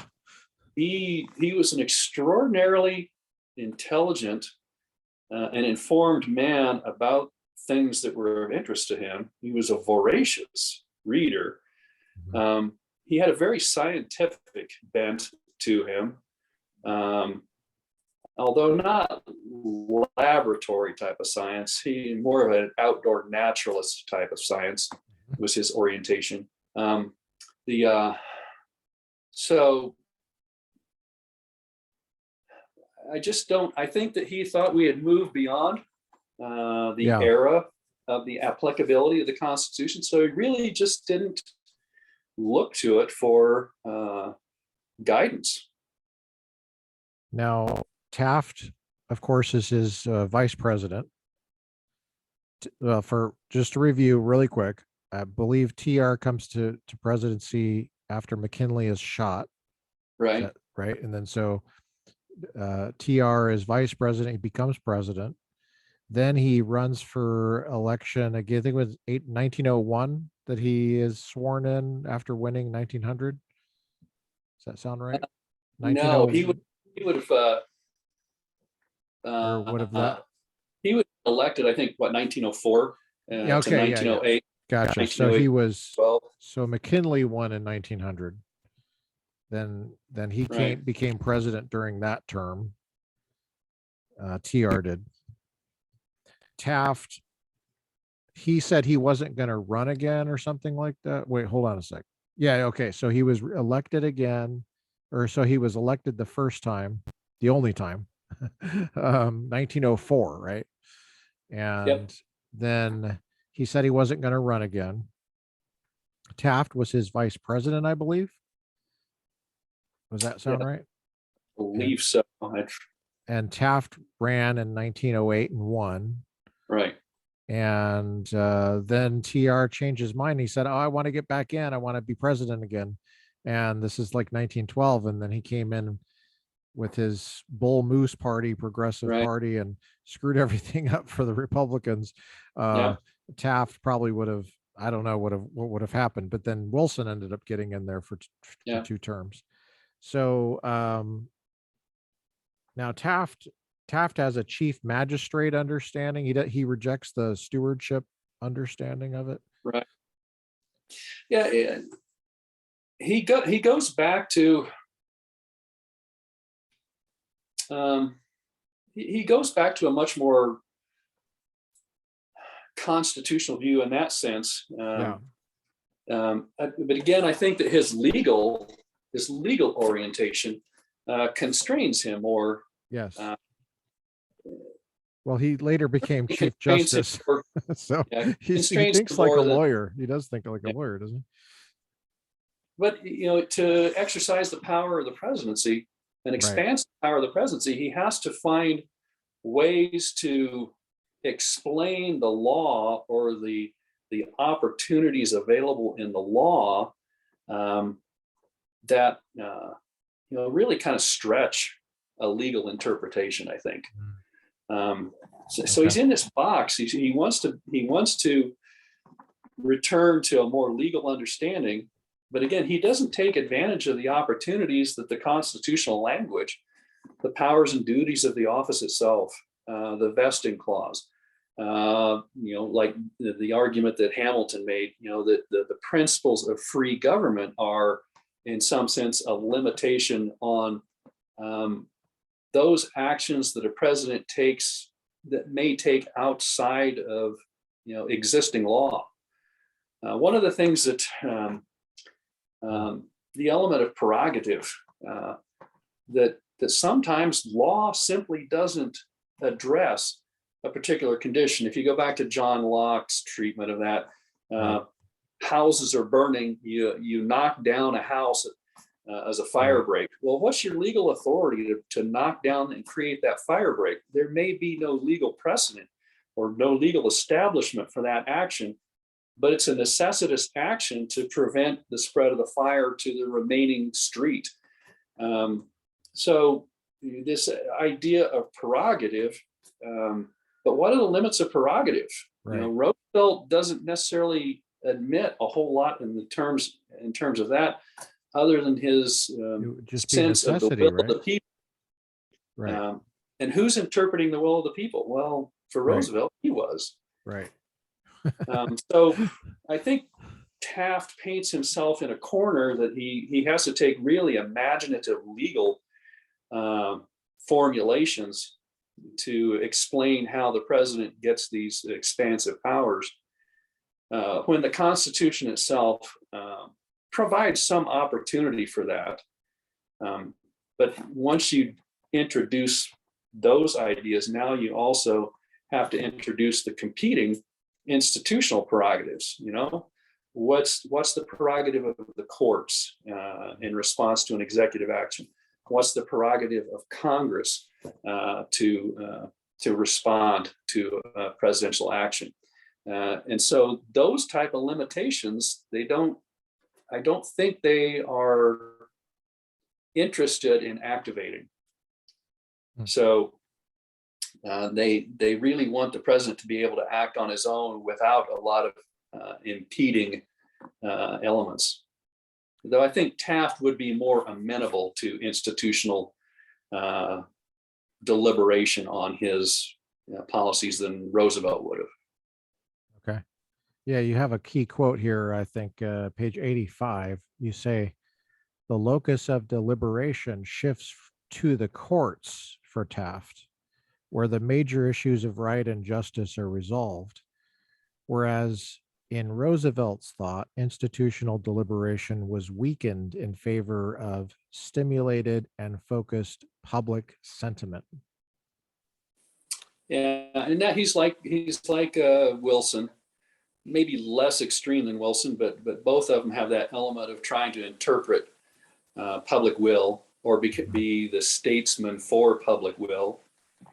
Wilson, I think, leans even more into that of becoming the formulator and then the expression of public will. Gotcha. Yeah, there's some of that formulation of public will in some really key quotes from Wilson. I remember I think he actually says that he has to force his will upon the people and lead them so that they catch up to what he's saying, because but at the same time he's trying to read the, guess he's kind of divining it like some kind of prophet where the public will should go or something like that Right. for Wilson.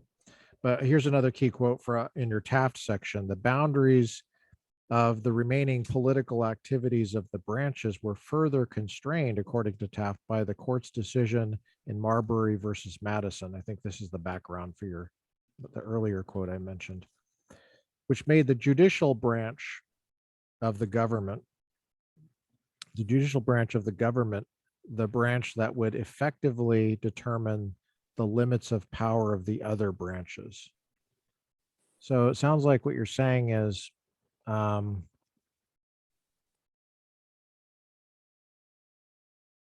let me finish that paragraph there. It's on 85. That quote was 84. The last sentence in that paragraph is: law is central to the exercise of legitimate executive power for Taft.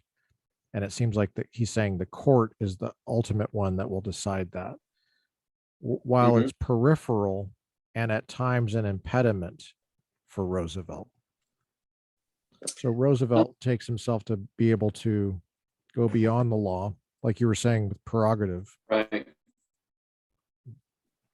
No, and constrained yeah, only by necessity and public sentiment. yeah.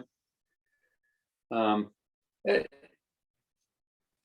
I think that Roosevelt would recognize the authority of the other branches, both Congress and the courts, if they act within their constitutional capacities.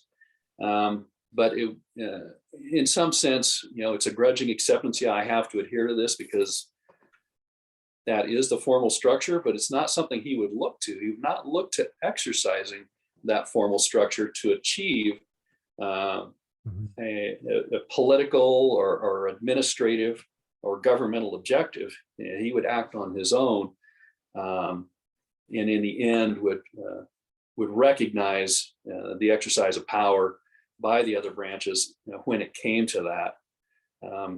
But Taft seems to now move political questions more into the realm of decision by the courts, rather than to have those questions deliberated by a legislature.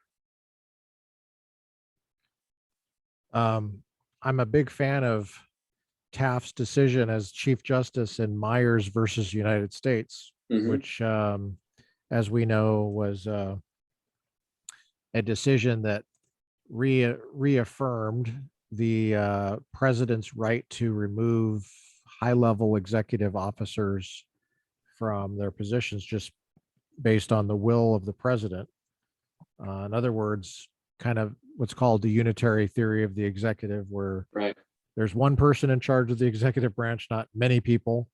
And in that case, I think it was a postmaster of some kind of town in Oregon or something like that, just fired. And of course, he sued, thinking that he had some kind of tenure in his job that protected him from being fired.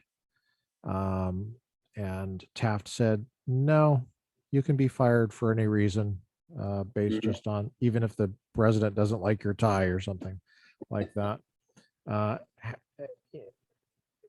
So would you say that Roosevelt and Taft would Roosevelt have written that decision if he was on the Supreme Court? Did he believe in that same ability to enforce his will and fire people? Well, not everybody, because civil service, but I'm talking about high-level executive officers like a postmaster. Oh, that is a hard question to answer. I think as president, he would think that way, that he would argue that way, that he has that power. There was the case in the teens, or no, it would have been when Taft was president. I believe it was an official in the Forestry Service that was removed, and Taft didn't stand. I don't remember all the specific details of the case, but Roosevelt was very critical of the way Taft handled that. I think there was a congressional investigation, and Taft allowed that congressional investigation to proceed toward removal of that officer. I may have the details mixed up a little bit on that, but Roosevelt was very critical of Taft in his handling of that. So maybe Taft was paying attention and remembered that when he became Chief Justice. So yeah, I think that's a hard question to answer. Roosevelt doesn't really strike me as a lawyer kind of a person. No, and maybe that's definitely. the difference. Whereas Taft, the way you present him, he sounds like a lawyer, even the way you're presenting him here. I mean, you can tell this guy is going to go on and teach law. He's going to go on and teach. He's going to be on the Supreme Court. It doesn't surprise you. Now, I also think it's interesting that his presidential experience probably influenced his view on the Supreme Court. Maybe that experience that he had as president influenced his ruling in Myers. I think there's a very good chance that that's true. Certainly, it's hard to discount the experience that he does bring to the table from his time as president.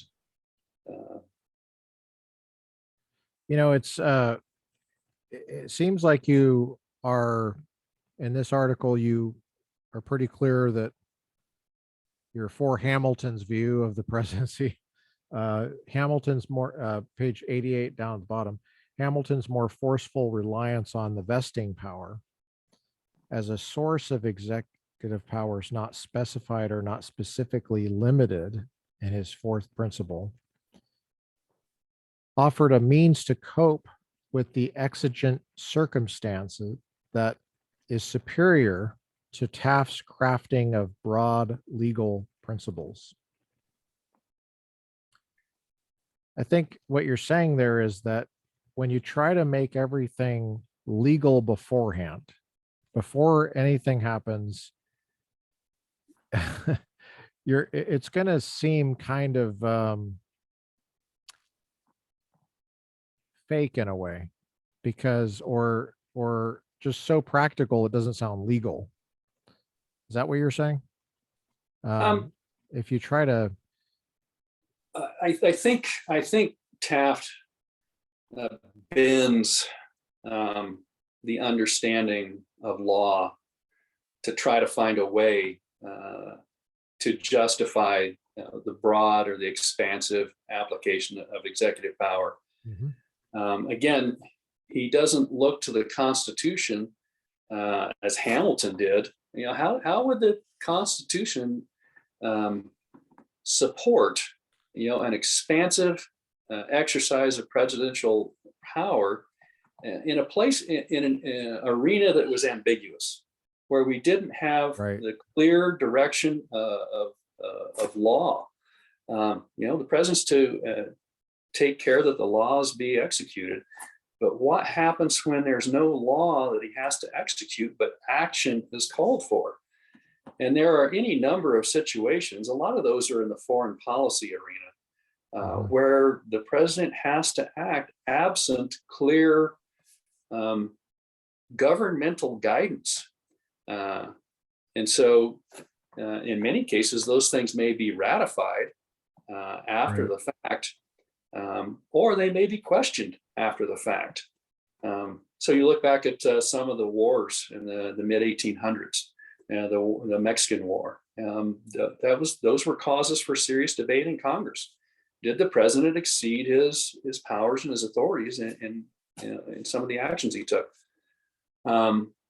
So those are the opportunities that the Constitution provides, and those are opportunities that neither Roosevelt nor Taft, more specifically Taft here, because he looks for limitations, but he doesn't I don't think provide a compelling, anyway, justification for how the president might act in a necessitous circumstance.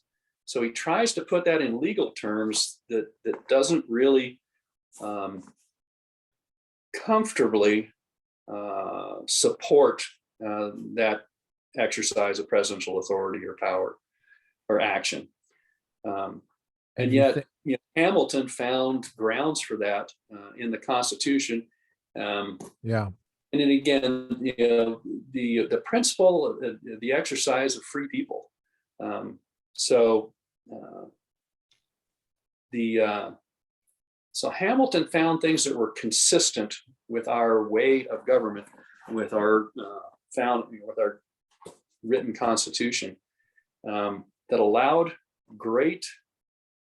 the exercise of great power by the president, but also provided a means of restraint or constraint or boundaries based on the character of our political institutions and the character of our people. Do you think that the court in that N. Ray Nagel case got it right? The N. Ray Nagel case is that 1890 decision, which involved, I think it was a federal marshal protecting a judge from being assassinated. And I think he was charged with murder or something like that, because he killed the guy. Yeah. And so the question went to the Supreme Court, I believe. And he wasn't convicted of murder ultimately. I think he was, but you had to have some kind of reasoning for there was no law that allowed a federal marshal to protect a judge. I guess that was the issue. Right. What was the source of his authority? Yeah.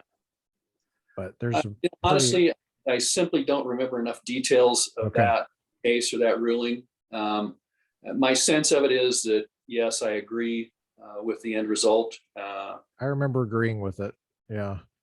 Now, it seemed like, now, do you believe that Hamilton's vision of the presidency in the Constitution, based on his Pacificus essays,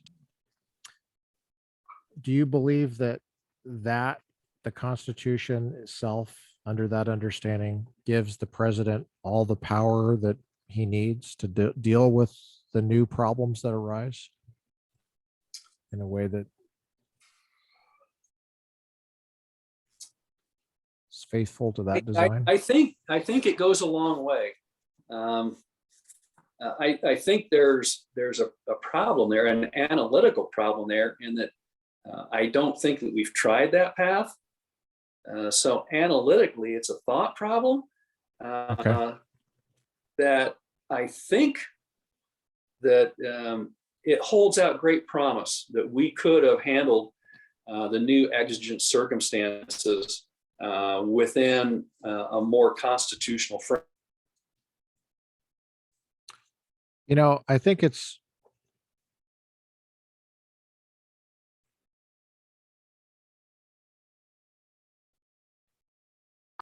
so you were mentioning about not just the presidency, but Congress is being influenced by the changes as well. Yeah, changes of understanding. These progressive influences that we see at work in our discussions of executive power are also at work in Congress, and in the character of Congress. Right. Okay. So Congress, is affected by these progressive trends. Mm-hmm. The courts are affected by these progressive trends. I think Congress, we see, like with Boss Reed, becoming much more partisan. And so the character of all the institutions, the interrelationships between the institutions is changing. So I think it's very difficult to try to assess what the prospects for success would be to rule in a more historically constitutional fashion, what we habitually seen up to that point, or seen more of up to that point. My take on it is that, yes, the Constitution does provide all the powers, all the authorities among the institutional branches to work in competition or cooperation to address the challenges. But I think that there was enough influence among the elites of the time that, yeah, it's time to move on, do something in a different way. So we don't have the attempt. I think that there are some elements in McKinley's presidency where he did try to adhere to a more constitutional ethic. And some of the things he sent to Congress, I think specifically with the war in Cuba, he sent to Congress, and Congress simply didn't act. And so he was forced to take action on his own because of the inaction of Congress to act on according to a power that was indeed theirs. Yeah. So you think that McKinley is a better model, you think, in terms of the historical constitutional presidency? Is better. I think in many ways he at least attempted to adhere to the structure of the Constitution. I think he seems to have been disappointed by the inaction, in particular of Congress in some instances, that put him now in a position where he had to take action on his own, where he might have been uncomfortable doing so on legitimacy grounds. Gotcha. Well, I think studying the presidency is maybe best done. It can be done to a large extent, kind of purely analytically, looking at the words of the Constitution, looking at the arguments about what the words mean. Yeah, I think it is a little difficult to have a full-fledged conversation about it without getting into some specific things that actual presidents did. That's why I like how you brought up the Cuban thing, because then you have some kind of specific event to really reflect on. Take, for example, President Obama's use of drones, for example. Mm-hmm. That would be an example of something the founders could never have foreseen par excellence. Mm-hmm. How do you think that the action on the drones, killing people with drones from far away, I think there might have been a situation with a U.S. citizen, I don't know, but like, what if there was a U.S. citizen that was suspected of being a terrorist? How do you think that how would you process that from a Hamiltonian perspective?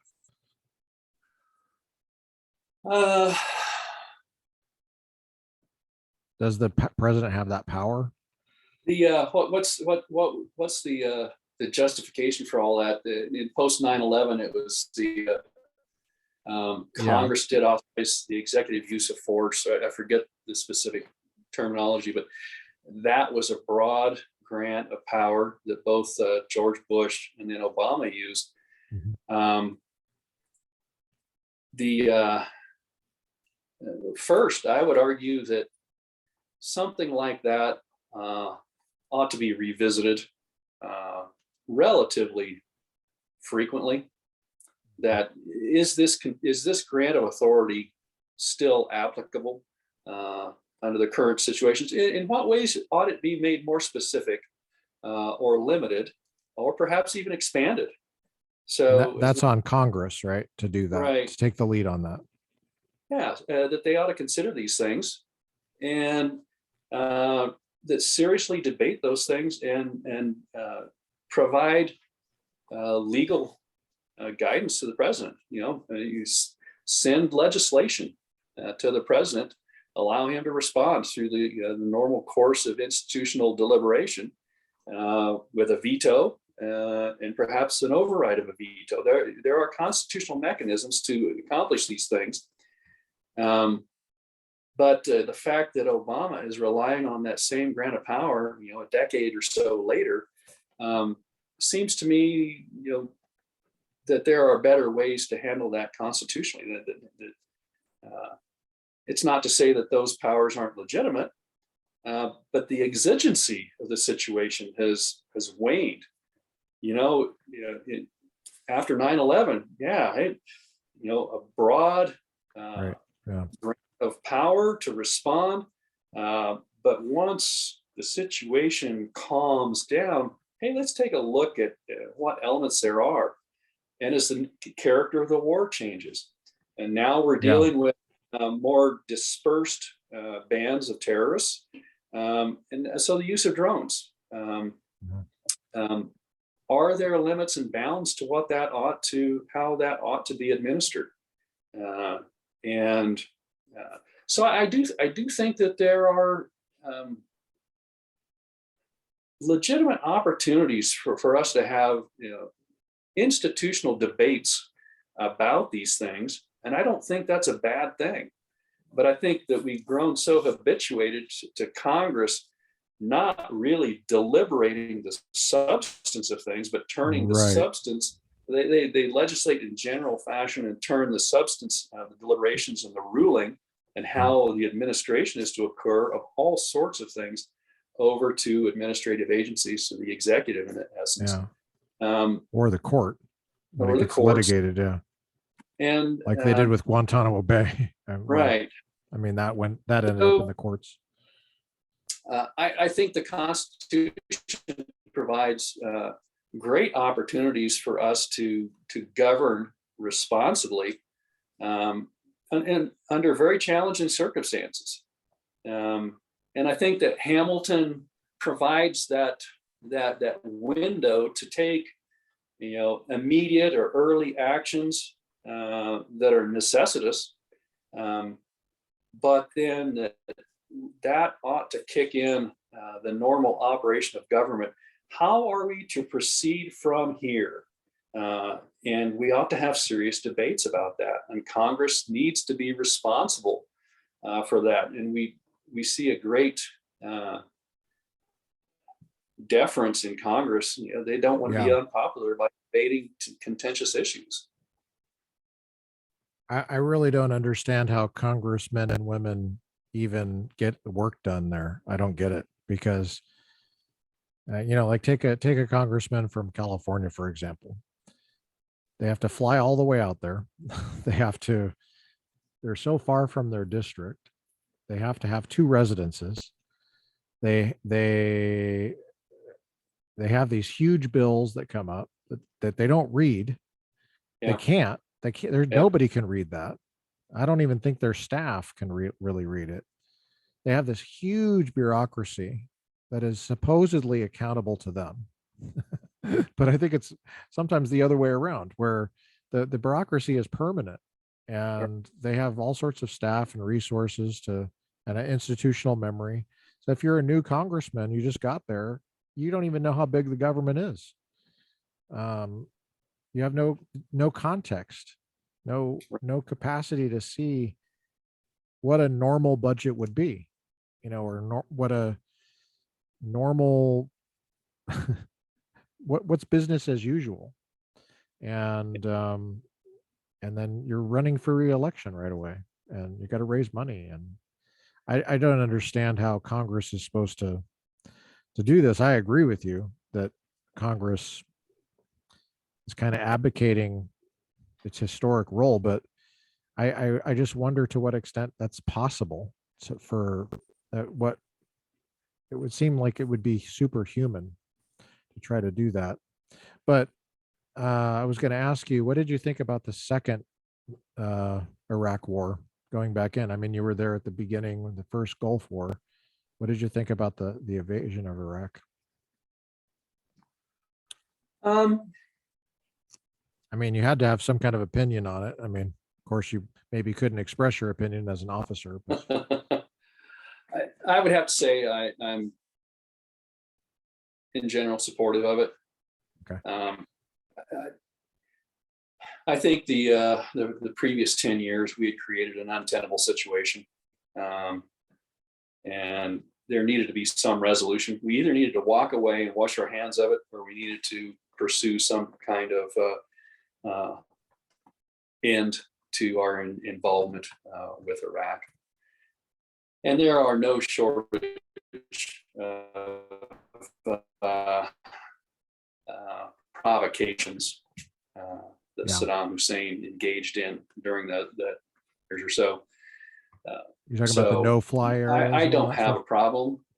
Yeah, and I actually did some flying in the no-fly areas, and you were enforcing those? We were. Yeah, I flew over northern Iraq in one.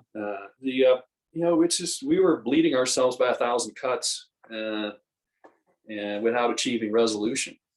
So I don't have a problem with that. I think that there are grounds for debate on the causes of going in, the justifications for going in. Right. But I would say I'm generally in favor of what we did there. I think we got bogged down and confused following that intervention. Mm-hmm. How did you feel when Obama wanted to pull troops out?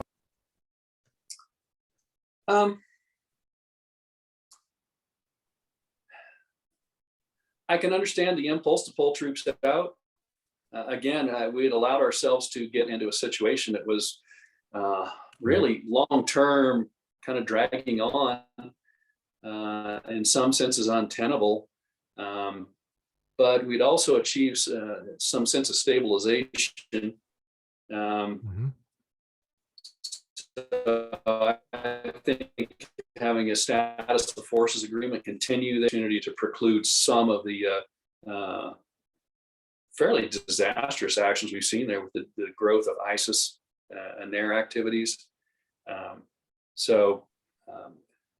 I think that was, well, as many of his decisions were really kind of ill-founded.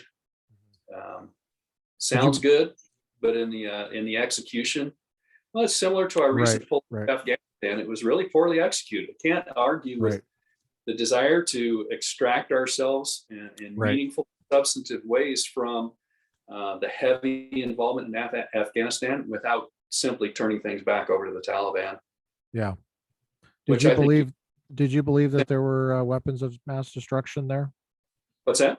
Did you believe that there were weapons of mass destruction there in Iraq in 2003? I do. Okay. What happened to them, do you think? Stolen? But I think there's a very good chance that something along the lines of what we saw in the Iraq War, the first Gulf War, Iraq engaged in a policy of trying to preserve assets by sending them to Iran. Not that they're ever going to get those assets back, planes, things like that. I think there might have been some disbursement or change, perhaps to Syria. That Iraq did? What's that? You mean that Iraq gave that stuff to Iran? Is that what you were saying?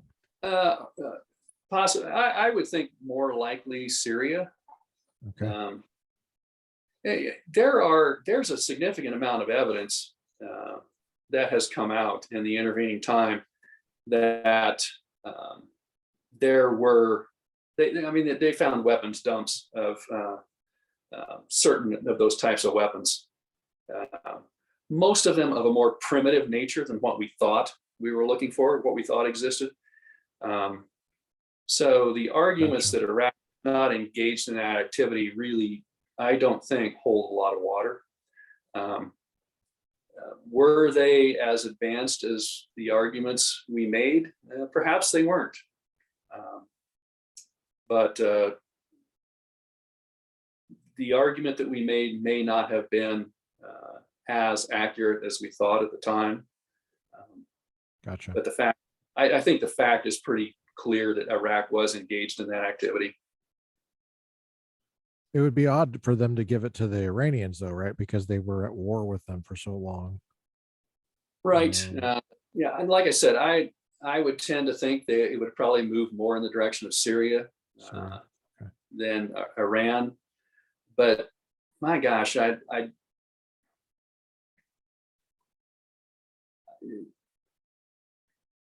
it's hard to project something like that. Right. I wouldn't be surprised. There were certainly enough elements in Iraq that had close contact with Iran that something like that could have happened. Gotcha. Perhaps without the cognizance necessarily of Hussein himself. I understand. Okay, I gotcha. Yeah. So you're saying that with Bush, you didn't believe he was lying about it, or No, I don't believe he was lying. okay, Um, interesting.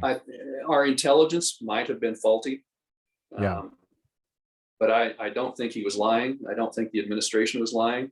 I think there are people that my assessment would be the liars are the ones that are making the other assertion that it was all groundless. Right. Yeah. Ironically. Yeah. There's one more question I want to ask you. Okay. You mentioned earlier in this interview that Christopher Flannery had been your professor as an undergrad, Yes. right? What was he like as a professor? I thought he was quite good. So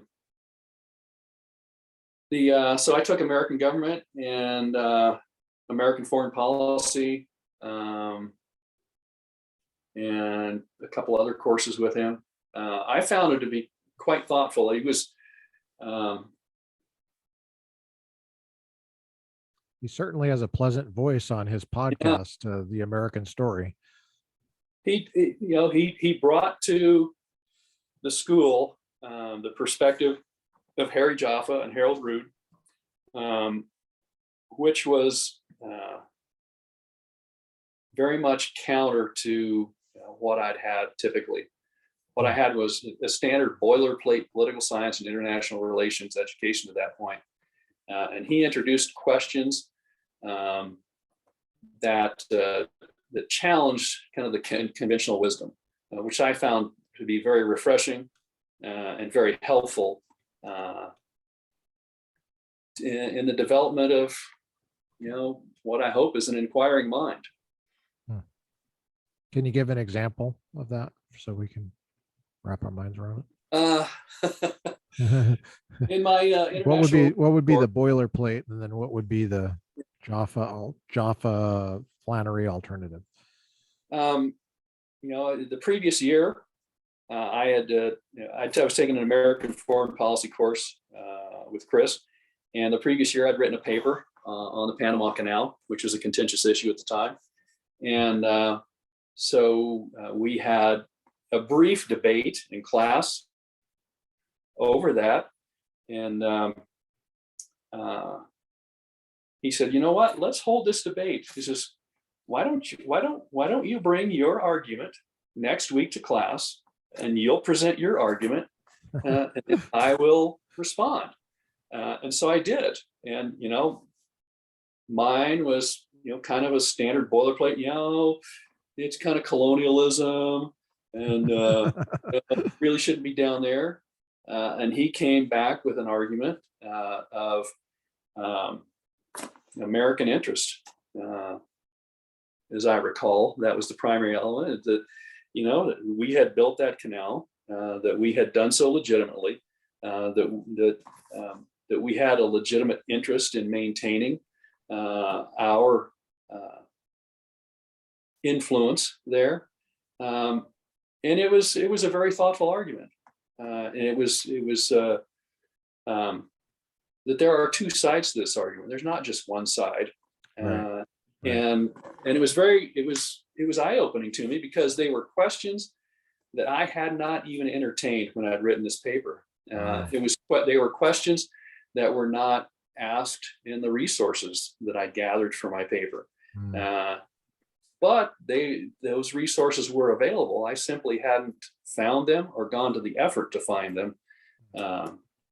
So it was very much an academic exercise. It was an exercise in investigation of an issue and a problem, looking for as much data as you could find to try to facilitate a good and as near comprehensive as possible assessment of the situation.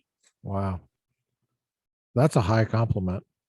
In other words, Chris Flannery educated you. He pushed you. Yes, he did. He pushed you to see the fuller picture of the topic you were talking about, to provide balance for what was otherwise kind of a biased, just based on assumption. He was a profound influence on my own academic development, and which led to people like Jaffa and Rood and Joe Bessette and people I found at Claremont. The Claremont community has a very robust team of very honest and accomplished scholars, if you choose to avail yourself of them. Mm-hmm. Now, the Claremont community has standard boilerplate conventional wisdom scholars as well, that you can get.